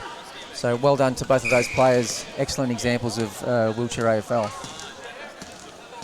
It wasn't quite the Buddy Franklin type crowd, but still a very big crowd coming onto the court here. Naidu receiving there from Henderson.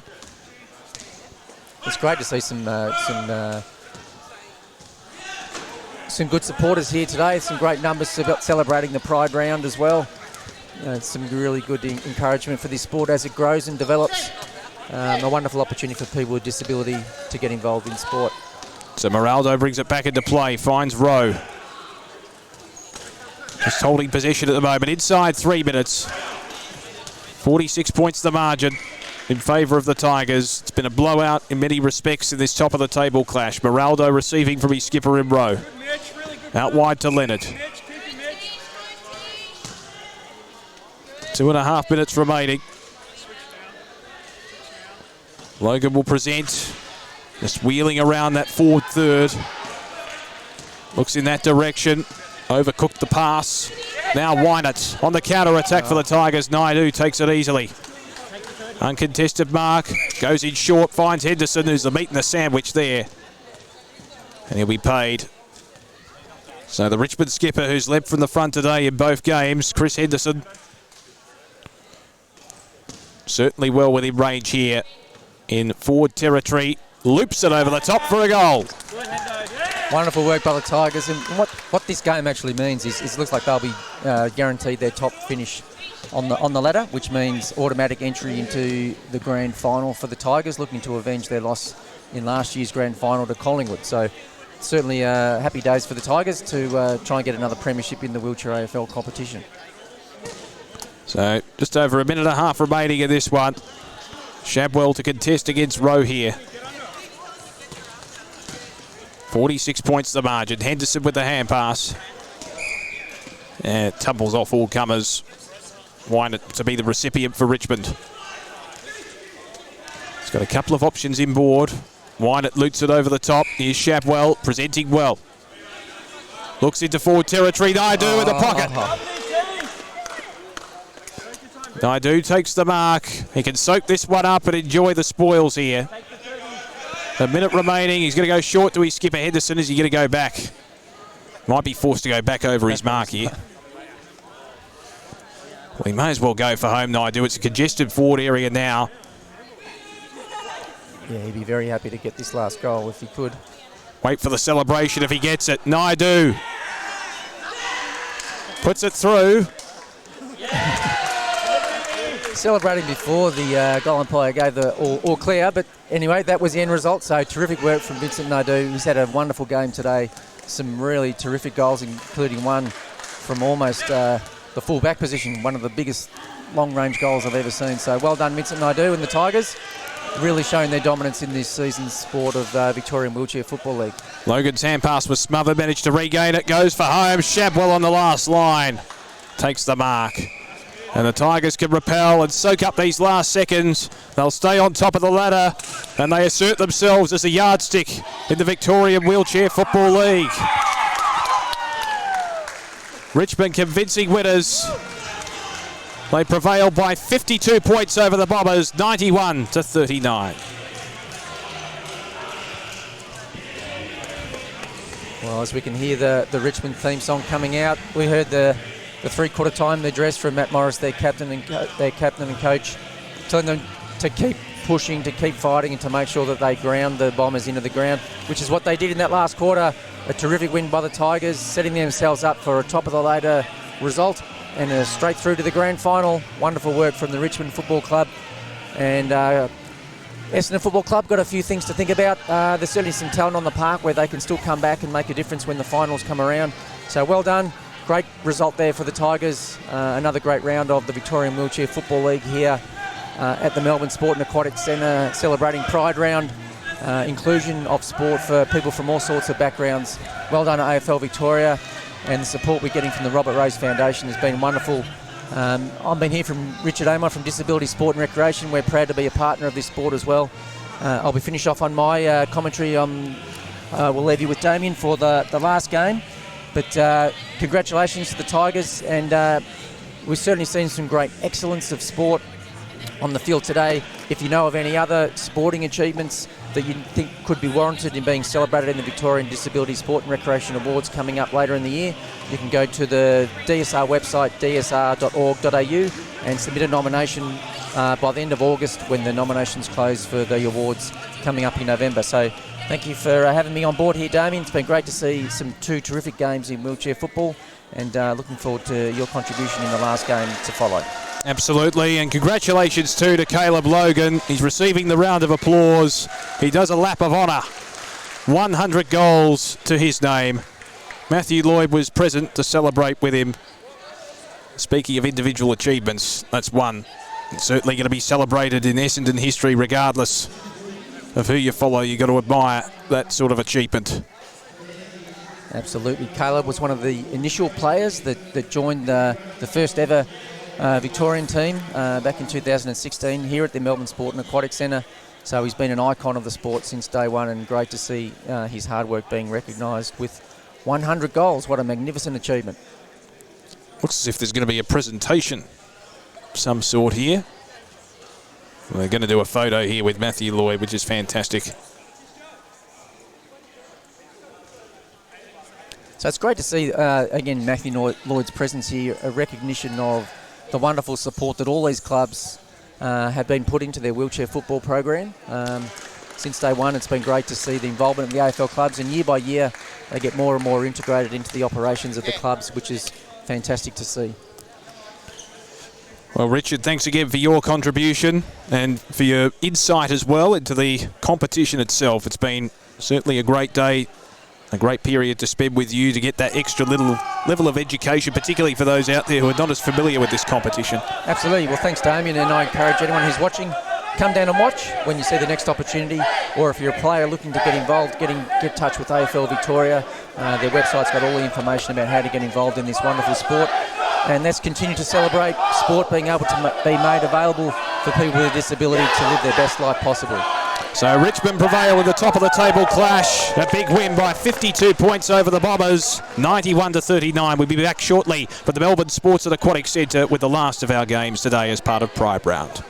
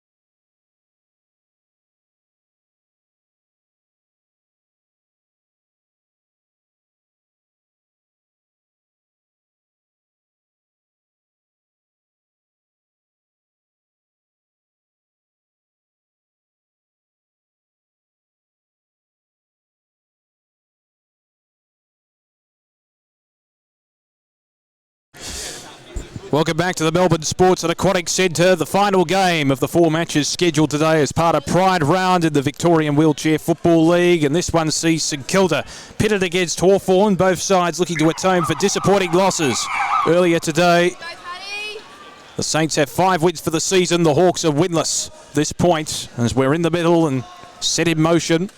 Quick underground pass in the direction there of Broadbent as it's shuffled out there for the Saints by Fitzgerald. Liam Fitzgerald, of course, the vice-captain for the Saints. Loose ball out the back. Tyler Nash will lead in the race. Off to Smith. That was perfect build-up for the Saints. And Ryan Smith, the skipper, finishes off the good work. Saints on the board first. Well, they just persisted for it. It wasn't the cleanest ball movement of all time, but they got the just reward in the end through persistence. So back in the middle. Patrick McKay, who was very good against the Magpies. Touched further forward by Nash, and now Smith leads in the race. Can he give his second on the board? Yes, he can. 12-0 already in the space of less than a minute.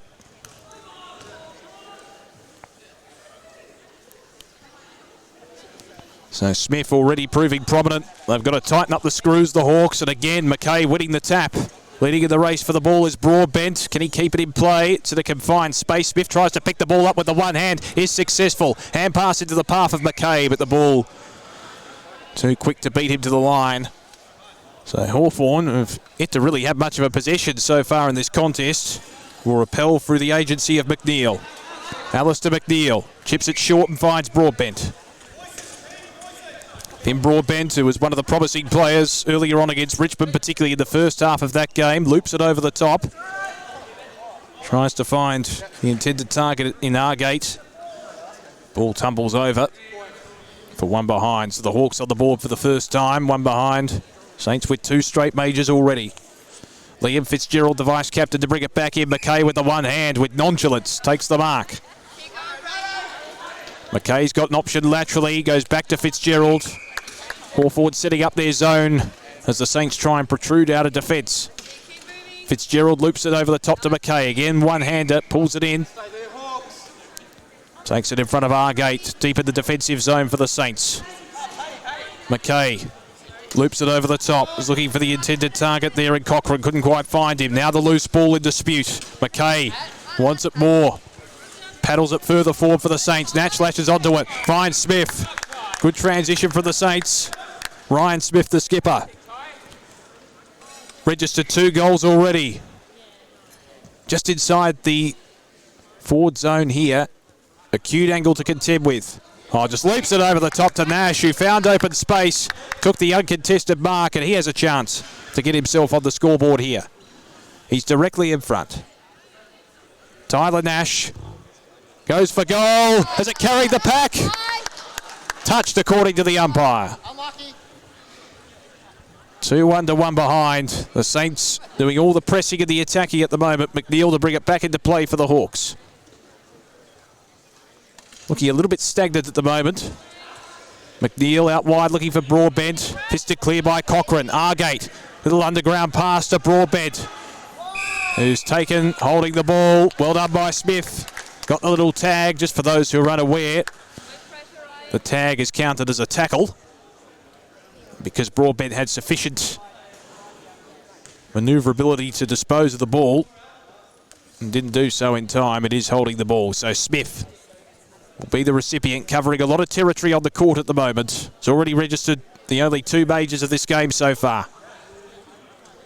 Smith has got Cochrane in the middle, finds him. And away he can go. No, he opts to just remain composed here. Cochrane with a quick hand pass finds McKay. McKay's got Smith deep. It's a one-on-one contest. Loops it over the top. Might go all the way. Smith will take the mark himself. Going back with the flight. Great mark taken there by Ryan Smith, the skipper. He can go back for goal number 3 in the space of about 4 minutes. Pops it through. Great job, Paddy. Nice, Ryan. Oh, that was a industrious passage of play from the Saints as they penetrated forward. So it's 3-1 to 1 behind. St Kilda with the early running in this contest.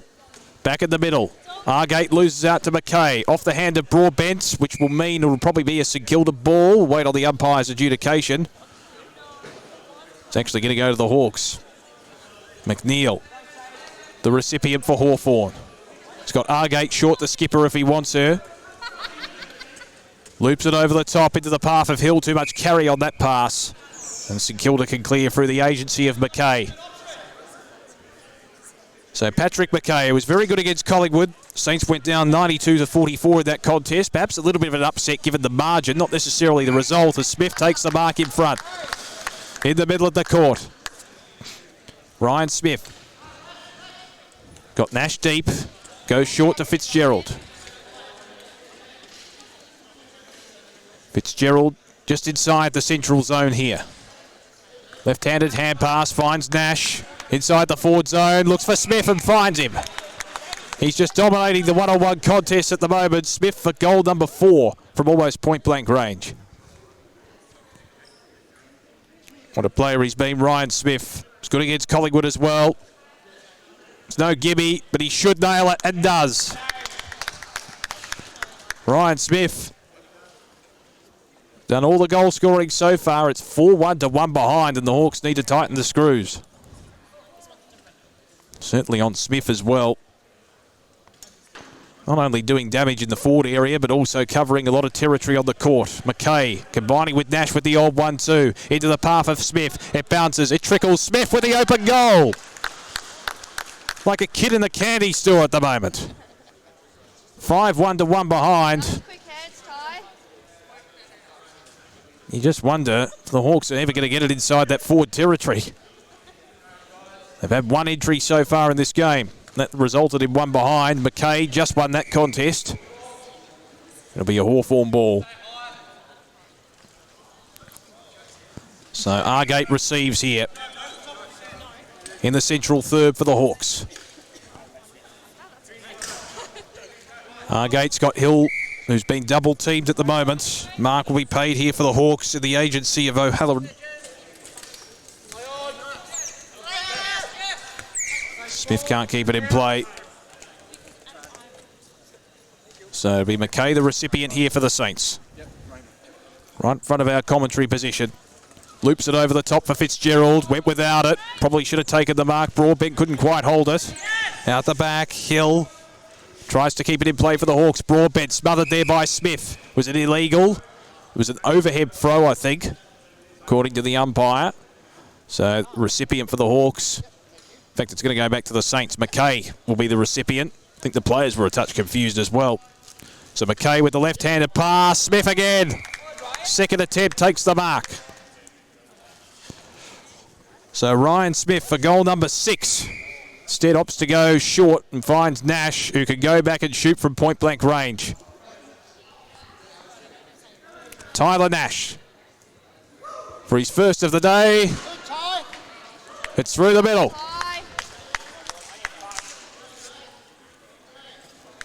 Having a few words there with Argate. So it's 6-1 to 1 behind. Dominant display from the Saints so far, as we are on the cusp of quarter time here. Ball up in the middle. McKay wins it too easily against Argate. Paddled towards the boundary and it trickles over. So it'll be a Hawthorn ball. Recipient will be James Gliders. He's come onto the court for the first time today. Gliders loops it over the top. Finds Broadbent. Good pass. Broadbent in a confined space just inside the perimeter in the central zone. Broadbent looking for Hill. Well done for Fitzgerald to get a touch to it, but Argate loops it with the underground pass. Probably a little bit too much carry and exuberance on that pass as well. Nash will be the recipient for the Hawks. Looks inboard, finds McKay. So Patrick McKay just inside the defensive third for the Saints. Loopy ball, Cochrane couldn't quite take it. Gliders into open space, falls over the line. And McKay will clear for St Kilda. So 35 seconds remaining till quarter time. It's been all the Saints so far in this contest. They've got 5 wins to their name. The Hawks are winless so far this season. Fitzgerald takes it in the defensive third. Quick hand pass to Cochrane. Cochrane on the edge of the defensive third now for the Saints. Here's Nash going back with the flight. Couldn't quite hold it. The ball's still in play. Broadbent. Ball in dispute now. Going in hard. McKay. It's flicked out the back and over the line. So Argate will receive. The quarter-time siren will blare as Argate disposes of the ball. All St Kilda in the first stanza. 6-1-37. Hawthorn one behind and doing a lot of the damage. The skipper, Ryan Smith, has got 5 of those goals. 1 to Tyler Nash. We'll take a break. Back with the second term shortly.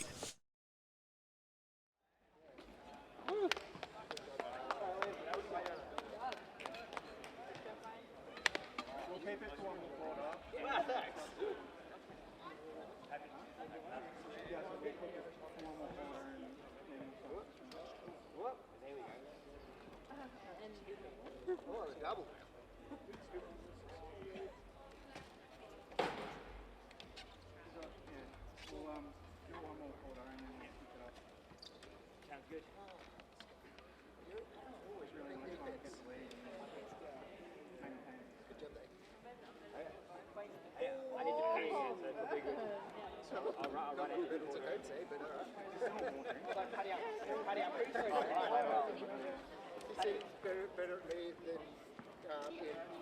than forward and centre. I'm pretty sure he got wrong. I mean, I've got the middle just yeah, but I think it reflects you very well. that's okay. Yeah. Because I previously. Yeah, because I think it's from 5 to 7:30. You run your replay very well, and I think you've got really great 30 seconds! Yeah, like, I love the sound so much. You guys have so much. Like, it's not that they don't do everything, it's just don't know.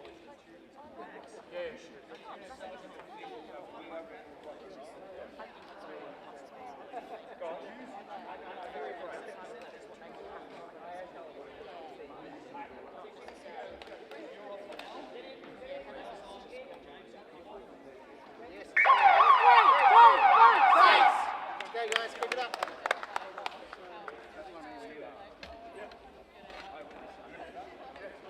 Sorry, guys. Sorry.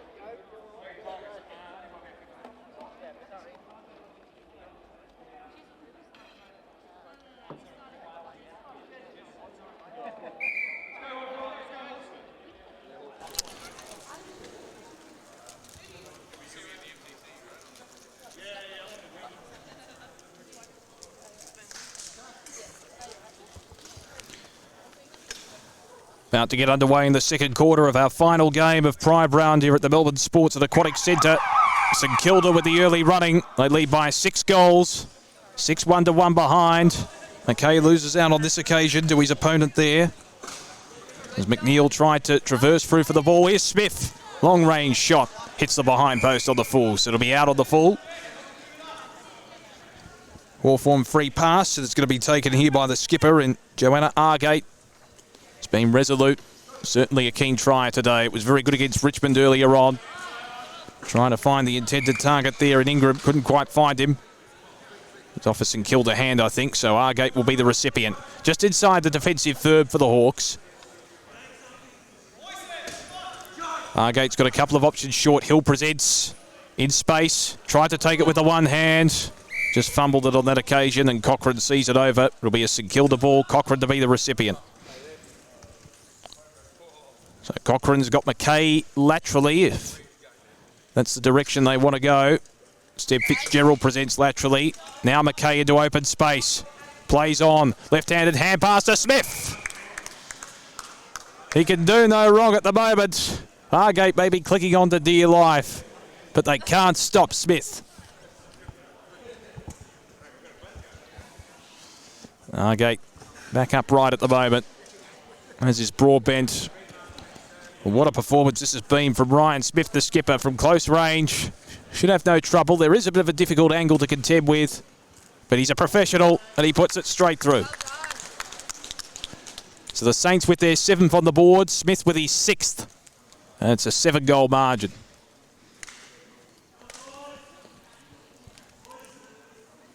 Seven 1 behind, back in the middle. Contesting for the Hawks will be Matty Ingram. Loses out to McKay. Nash is in the middle as well. Broadbent had the last touch. Here's Fitzgerald picking the ball up. Underground pass out the back. A bit of a flick pass. It trickles over the boundary. So it'll be Hawthorn possession here.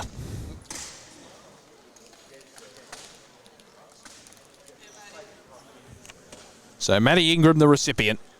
Underground pass inboard. Finds Argate. Not the most accurate of passes. It was a little bit errant for Broadbent. It's gone over the line, so Fitzgerald will be the beneficiary for St Kilda. He's got McKay in long if he wants to go in that direction. Smith going back with the flight. McKay takes it with the one hand uncontested. Now Smith presents deep. Nash is in there as well. The Hawks have doubled back. Nash takes the mark. So Nash from directly in front. Within scoring distance here. Smith is against 2, so he might go for home, Nash. And he just misses to the right. So McNeil to bring it back into play for the Hawks.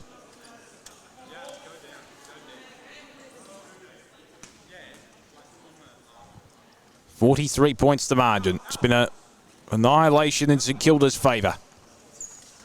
Pass from McNeil, looking for Broadbent on the bounce. Can't quite take it. The bounce was a bit fickle for him. Argate colliding with Smith. Underground pass there. McNeil besieged upon.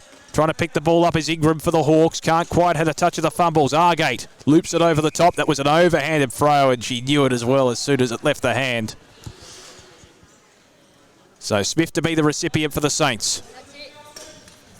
Still inside the front third here. He's got Nash short if he wants him. McKay presents as well. Going back. Going to go for home. Misses to the left. In fact, it's gone to the right, minus score. So 7-3, playing one behind now. The Saints still peppering. Hawthorn grimly trying to nullify any attack. Down the line. Brilliant pass there from McNeil. Finds Hill, who's off and running. Hill with a bounce. Fists it further forward into the pocket. Broadbent leads in the race. Can't quite get there. So Fitzgerald to be the recipient for the Saints. On the last line, Broadbent almost affected the intercept there. Mark is going to be paid for the Saints. Brady Cochrane goes across the defensive goal face and finds McKay. McKay loops it over the top. Big pass to Smith in the middle, who takes it in front of Argate. Nash calling for it. Deep forward. Goes in that direction. Nash has got it. Smith continues to ramble forward and takes the mark on the second attempt. Well, he's roaming forward with consummate ease at the moment, Smith. Directly in front. Good combination with Nash. Smith bunts it through for another major. That's their 8th on the board and Smith's 7th, a 50-point margin. We're not even at half-time yet.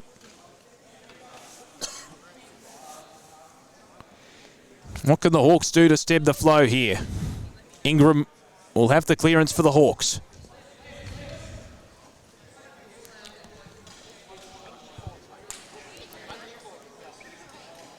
So time on blown once again. Ingram. Quick, deft little pass. Finds McNeil. McNeil saying he marked it. Will be paid. No, it's going to go to Smith.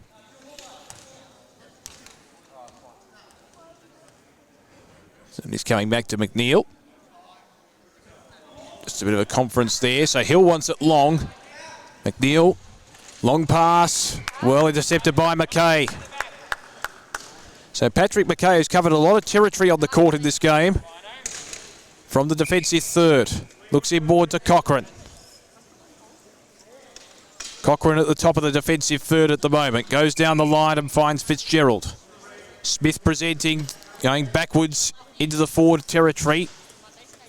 McKay again, another touch. McKay from the centre of the court. Out wide, Cochrane.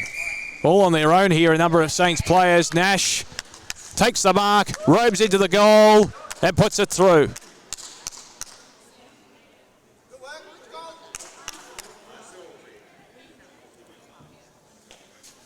So a bit of confusion here, but Nash has been paid the goal. Argate claiming that she just touched him in the nick of time before he disposed of it, but Nash has been given the benefit of the doubt. So 56 points the margin now. Ingram to contest against McKay in the middle. On the cusp of half-time. Ingram will in fact receive here. Bunts it forward. And the Hawks look to transition forward at this point. Just haven't been as direct as they would like. Ingram will lead in the race for the ball. Can't quite get there. Here's a chance for McKay. Paddling it to his advantage. Still McKay, like a road runner. Gets it over the top. Smith. Can't quite get there. It was a fickle bounce. Nash could get it into the open goal. Keeps it in play like a basketball. It did it well to paddle it back into the open territory. Just couldn't quite keep it in. So McNeil to clear for the Hawks. Can they register a goal? McNeil's got Ingram short. Looks in his direction. Nash did well. Tried to affect the tackle. Slapped further forward by Argate. And now Nash retrieves in the central third. Looks to McKay. McKay's got Smith. Long range. Bounces through for a behind. A little bit too much leverage. In fact, they're not going to register it as a score, given it went outside the forward third. So a minute and a half remaining in this first half. 56 points the margin. McNeil to clear for the Hawks once again. He's had to do a lot of work on that last line. Argate takes it. The Hawthorn skipper. Joe Argate. Long range ball. Maybe a little bit too much carry on the pass there and it goes over. So it'll be a St Kilda free. Cochrane to be the recipient. So Brady Cochrane from the last line. Was intercepted off the mark. Quick hand pass out the back. Came there from Gliders. It's now into open territory as that fickle bounce falls over the line. Recipient for the Hawks will be Argate. So Argate's got Ingram in long. Looks in that direction. Ingram with the one hand. Couldn't take it. Slapped clear by Fitzgerald. And now Smith into open space. Tries to keep it in play. In a confined space, he slaps it forward. Was he infringed upon there by Gliders? The umpire making the call. Gliders helped to his feet.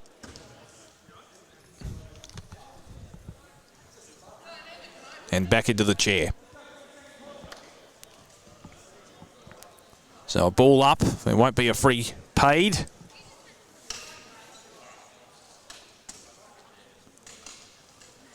So the tap won by McKay. Gliders goes it again for the footy. Ingram tries to pick the ball up with the one hand. Smith. Was he taken there by Argate? Cochrane just slaps it away like a volleyballer. As the halftime siren blares. St Kilda with a convincing lead at the major break. They're 9-3-57. The Hawks just the one behind. And a lot of the scoring has been completed by Ryan Smith. He scored all bar two of St Kilda's goals so far. The other two coming for Nash. We'll take a break. Back with the second half shortly from the Melbourne Sports and Aquatic Centre.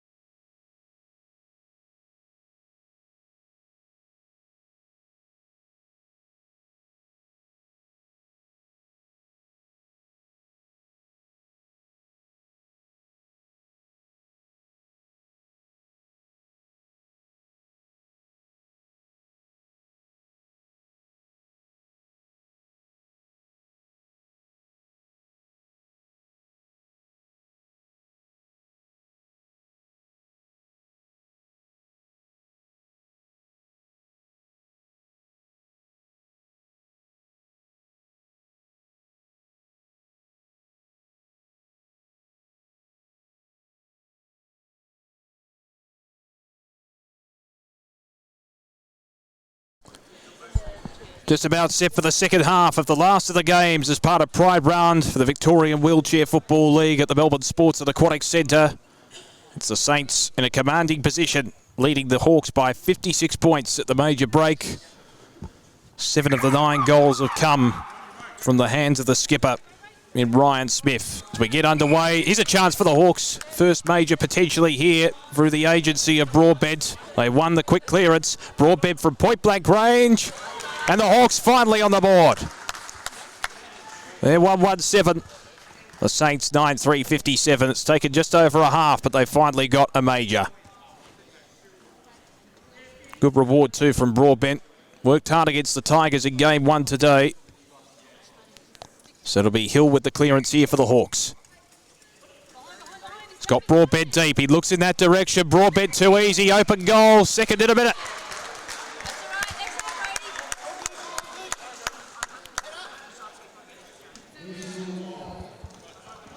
Well, that was a little bit too easy out of the centre stoppage. Broadbent finding space deep. So they'll be a little bit tighter, perhaps next time, the Saints. So it'll be a contest here in the middle. McKay up against Hill. Tap one by McKay. Into open territory. The Hawks do have the numbers, though. Here's Ingram. Underground pass, a little bit too exuberant there. Broadbent will try and keep it in play valiantly. Not quite successful. So Nash to be the recipient for St Kilda. He's got Cochrane short. McKay will present in defence. Goes short to Cochrane instead. Cochrane in the central third.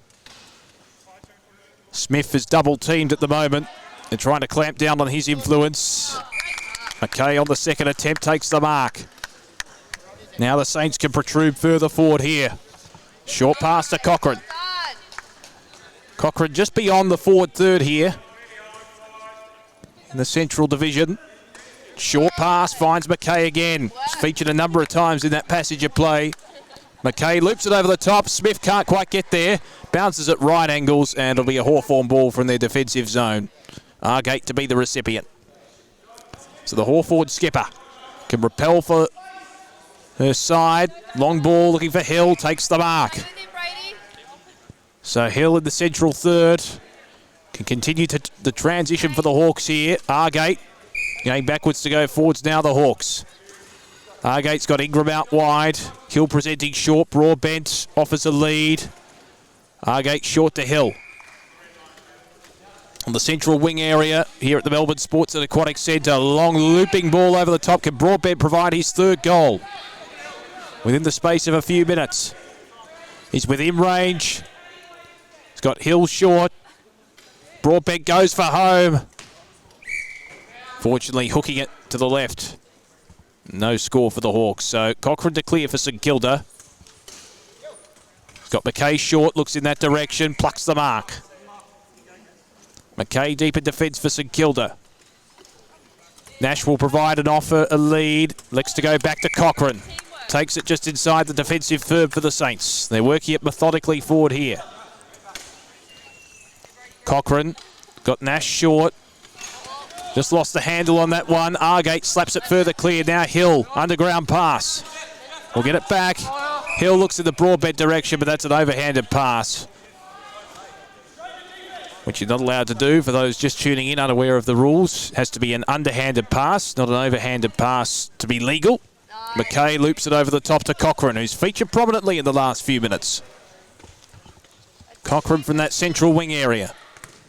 Good smother there from Hill on the mark. There is support, though, for the Saints. Nash with the touch of the fumbles, but regains it. Has enough time to size up the options. And McKay takes it in the central third. So McKay has got Nash short. Finds him. Nash with a good mark in front of Hill. Back it comes to McKay. Looping pass in the Smith direction. Can't quite hold it. Good sport at the back from Ingram, but chopping of the arms, according to the umpire. It's really hard to repel that sort of delivery. So Smith inside the central third here for St Kilda. He's been dominant. Scored 7 of the 9 goals so far for the Saints. From long range, goes for home. Well done from Argate on the line. Now that's cannoned into the behind post, so it won't be a score. Because it came off Argate's hands, it's a St Kilda ball. So McKay Hand pass a little bit errant. Into open space. Smith tries to keep it in play. Can't quite pick the ball up. That's a clear overhanded pass. So Hill to be the recipient for the Hawks. Has to go back over his mark. It's going to actually go back to McNeil here. So McNeil. Give it back to Hill potentially. Was a little bit indecisive. The bounce a bit fickle for Broadbent. Tries to keep it in play. That's gone out. Broadbent reckons it didn't go out. McKay. Ball up will actually be propelled here because there is dispute as to whether it actually went out. So McKay wins the tap. Argate had a touch of the fumbles. Has Hill in support. Underground pass to McNeil. Looping ball over the top. Probably not the best delivery of all time. It tumbles out in front of Nash. So Nash to be the recipient for St Kilda. He's got McKay short. 4.5 out from three-quarter time. Nash short. Combines well with Cochrane. Margin at present 44 points. The Hawks have booted a couple of goals and a penalty as well.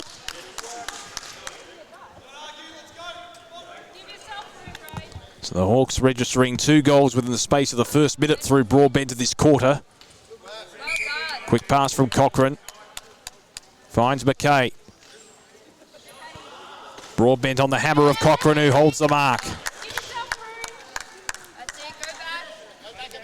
So Cochrane with the short pass. Well done for Broadbent to effect a bit of a spoil. McKay with an underground pass. It's over the line. So McKay will still be the recipient because it came off a Hawthorn touch. Here's Nash going backwards to go forwards the Saints. Smith has been double teamed inside the forward zone. Cochrane presents short. Nash elects to go longer to Smith. It's a fickle bounce and it tumbles out of play. So Argate to be the recipient for the Hawks. They've stymied Smith's influence here. Long ball from Argate, intercepted by Smith this time. Within range 2, just inside the forward third. He'll line up from the central third. So Smith. Long left-handed hand pass towards goal. Argate did well on the line. I think that was touched. One behind. So Argate to clear for the Hawks. The skipper, short pass, finds Hill. Hill loops it over the top. Broadbent takes the easy mark. Then Cochrane to the ball. Broadbent chips it over the top, finds Argate. Now the Hawks with quick transition here. Broadbent's double team. Back it comes to Hill. Protrudes through. Broadbent did well to lead because there were 2 players on him. Broadbent inside the forward third. Can shoot from long range. For his third. Misses to the right, and I think he's missed everything by the looks of it. So McKay will clear here for the Saints. McKay with a short pass to Cochrane.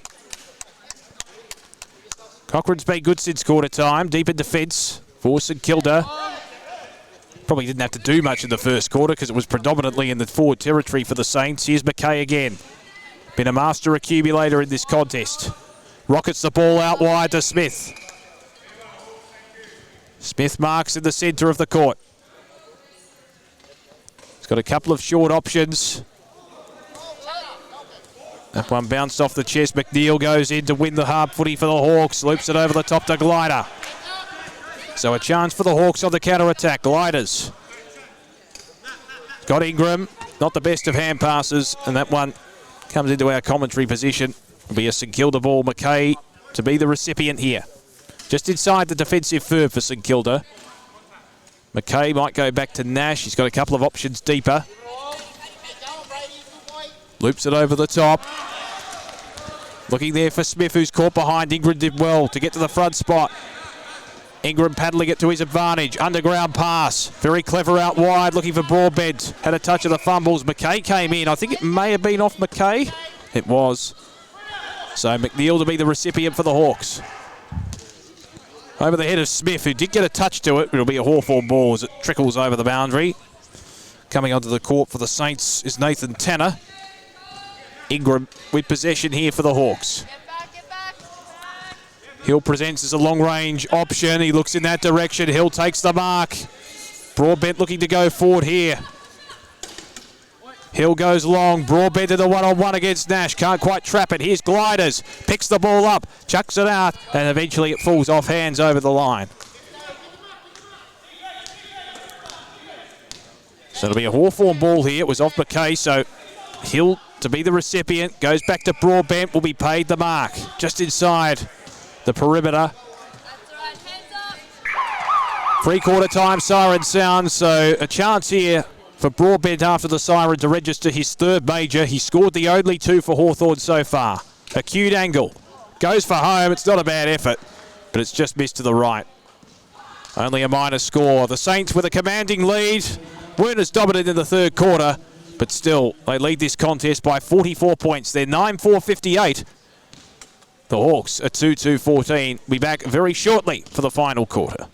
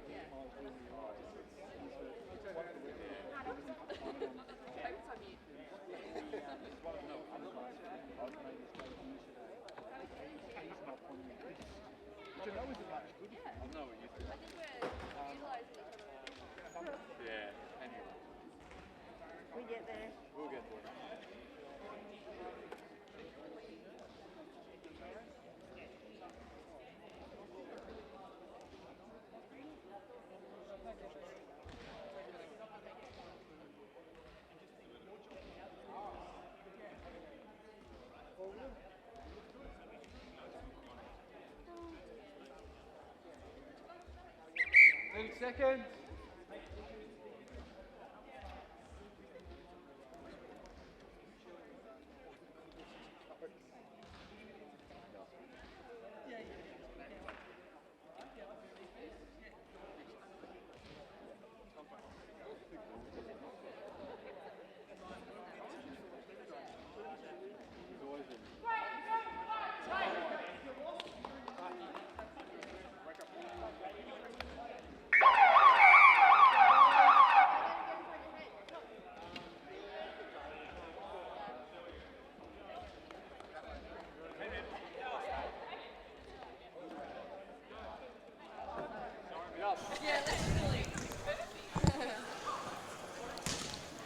About to get underway for the start of the last quarter, and the last quarter of all four matches as part of Pride Round in the Victoria Wheelchair Football League. It's been a great event today at the Melbourne Sports and Aquatic Centre. The Saints with a commanding lead coming into this final term against the Hawks, who remain winless on the bottom of the table. 44 points the margin. The Hawks did have a better third quarter though. They had two majors to their name. So we're back in the middle. Hill to contest against McKay. No clear winner out of that ruck contest, but McKay will win the clearance for the Saints. Long ball in the Smith direction, takes it in front of Ingram. So Smith certainly within range. He scored 7 of the 9 majors St Kilda have registered in this contest. Smith rockets the ball forward towards goal and just misses to the left. So the margin now 45 points. McNeil to bring it back into play for the Hawks. Short to Hill. Hill's been a big try today for the Hawks. Ingram takes it inside the defensive third. They're just struggling to penetrate through here, the Hawks. Hill gets it back. Gaining control of the ball here. Rockets the ball into the middle, looking for Broadbent. Too much carry on the pass. Out the back, Nash will try and lead in the race. The ball beats Ingram to the line. And it looks as if it'll be a St Kilda ball. Nash to be the recipient here. One of the Medicos retrieves the ball. Interesting, Argate, the skipper, is off the court for this last quarter, at least the start of the last quarter. Fitzgerald takes the mark. Spent the third quarter on the bench as well. Smith, good contested mark in the front spot. Can go back for number 8, tries to loop it over the top to McKay. Underground pass. Here's a big chance now for the Saints through the agency of Alga. And now Smith puts it through. That's his 8th major, 10-5 to 2-2. And it's a 51-point margin. Well done there from Alga with the assist. And Smith, 8 goals to his name. Back in the middle, Hill with the clearance for Hawthorn. Has got McNeil out wide. So McNeil waiting for Broadbent to provide a lead. Looks into the pocket. Spoilt from his grasp. It's going to be a ball to St Kilda. Nash, is he going to be the recipient here, or is it going the way of the Hawks? Wait and see. It's a Hawthorn ball. Left-handed pass. Hill on his own in the forward area, but waiting for a couple of options to come past. Hill will go into the pocket and finds Broadbent. So Broadbent, who's booted the only 2 majors for Hawthorn today, he's got a very acute angle to contend with here. Broadbent for his 3rd. Hits the post.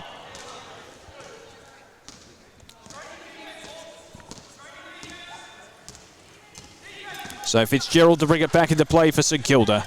He's got Nash out wide, finds him. Nash in the defensive zone.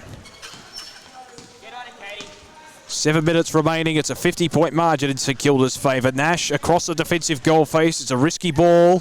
McKay tries to keep it in.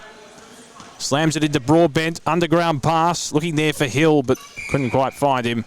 Nash sees it over. So Nash to clear for the Saints. He's got McKay as a long option. Loops it over the top. Fitzgerald can't quite take it. Tap to his advantage. Miscues the pass. Broadbent slams it forward towards goal. Misses to the left. So the margin now 49 points. McKay to bring it back in. One of the more consistent players for St Kilda today in both games, both against Collingwood and also Hawthorn. Nash in the defensive zone for St Kilda. Looping ball over the top. McNeil can't quite take it on the bounce. Trying to pick the ball up as Broadbent. He eventually gains possession, but loses it. McKay, blind hand pass over the top. Fitzgerald and Smith lead in the race. The ball will beat them to the line. 6 minutes remaining, 49 points the margin. McNeil to clear for the Hawks. He's had to do a lot of work inside the defensive zone today. Long range pass. McKay in the road. Broadbent had a touch of the fumbles. Still the ball in dispute at the moment. Alga. It's underneath her chair. And the umpire will call for a stoppage here. So the ball up. McKay to contest against Hill. Won by McKay. Palms it down in the direction of Fitzgerald, who's cannoned into. Underground pass to McKay. Loops it over the top towards goal. Smith in the front spot. Couldn't quite take it. The ball trickles towards the line and goes over. So McNeil to repel here for the Hawks. I think there's an umpire conference here. It may have been off another player.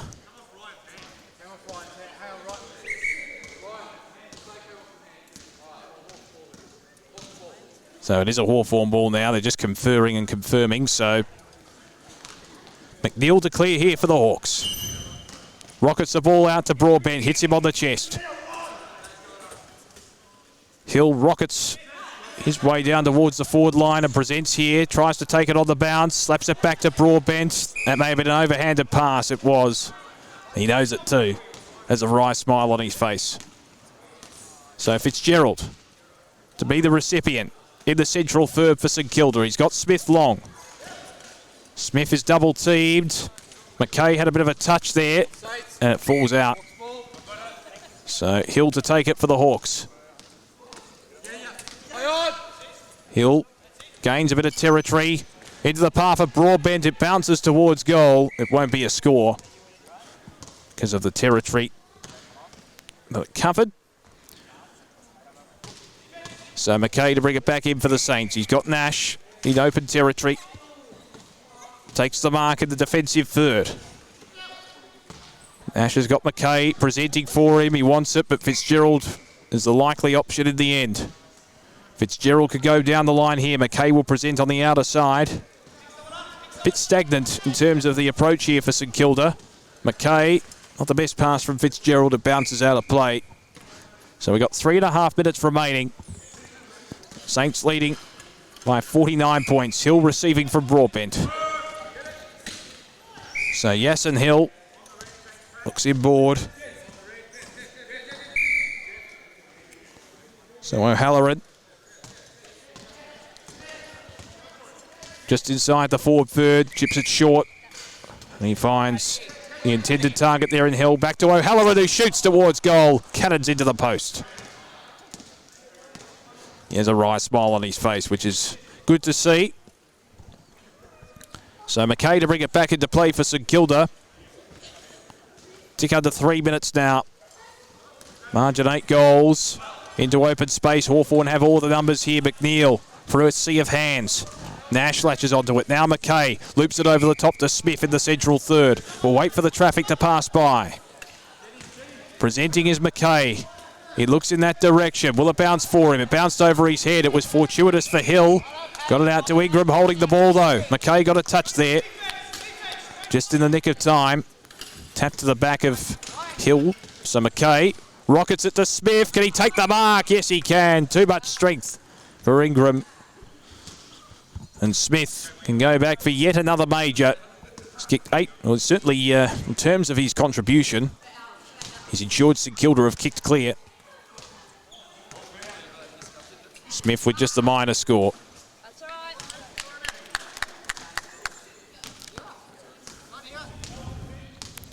He certainly bolted clear of his opponent Ingram on many occasions. Smith, 49 points to the margin. Just under 2 minutes remaining until the end of this contest. Hill brings it back into play for the Hawks. Long range ball will bounce out wide for Broadbent. Will it stay in the perimeter? Yes, it does. Broadbent can't quite latch onto it. He's got a second opportunity. Tags it back. Gliders. Blind hand pass. Out of play.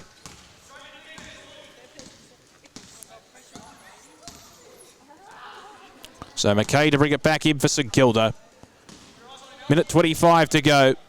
Loops it over the top to Nash. Takes it just inside the defensive third for St Kilda. Great win for the Saints. They have 5 wins to their name coming in to this game. They were soundly defeated by Collingwood earlier on, which they probably wouldn't have expected to that degree. Cochrane feeds it out wide to Nash. In the build-up to the finals, it's good to build as many victories as possible. Cochrane presents for Nash. McKay takes it. Still inside the central third. 50 seconds remaining. Is there time for one last goal? McKay finds Cochrane. So Cochrane certainly within range here, directly in front.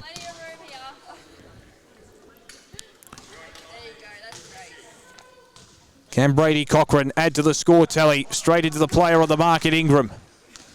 Ricochets off hands. Playing a bit of basketball there as McKay can't quite pick the ball up. Eventually he does, and Cochrane will get a second chance. So Brady Cochrane, under 20 seconds remaining. Can Cochrane add to the score sheet for St Kilda? He's missed. One behind, and that will see us out. A 50-point margin in favour of St Kilda. They gain their 6th victory for the season. And it's a sound one over the Hawks as the siren blares here at the Melbourne Sports and Aquatic Centre. A 50-point win for St Kilda. They dominated and dictated terms. Final scores in the end, 67 for St Kilda, playing Hawthorn 17, and that rounds us out for our coverage of Pride Round, the Victoria Wheelchair Football League. Winners today, earlier on, Richmond easily defeated Hawthorn 119-75. Collingwood accounted for St Kilda 92-44. Earlier on, the Bombers went down soundly to Richmond in the third game. And in this last game, the Saints proving too comprehensive over the Hawks, 67-17. From myself, Damien Watson, and earlier on, the CEO of Disability Sport and Recreation, Richard Amon. Thank you for joining us for this stream. Hope you enjoyed it. And make sure you tune in for the remainder of the Victorian Wheelchair Football League season for further action, including the decider, which is coming up soon.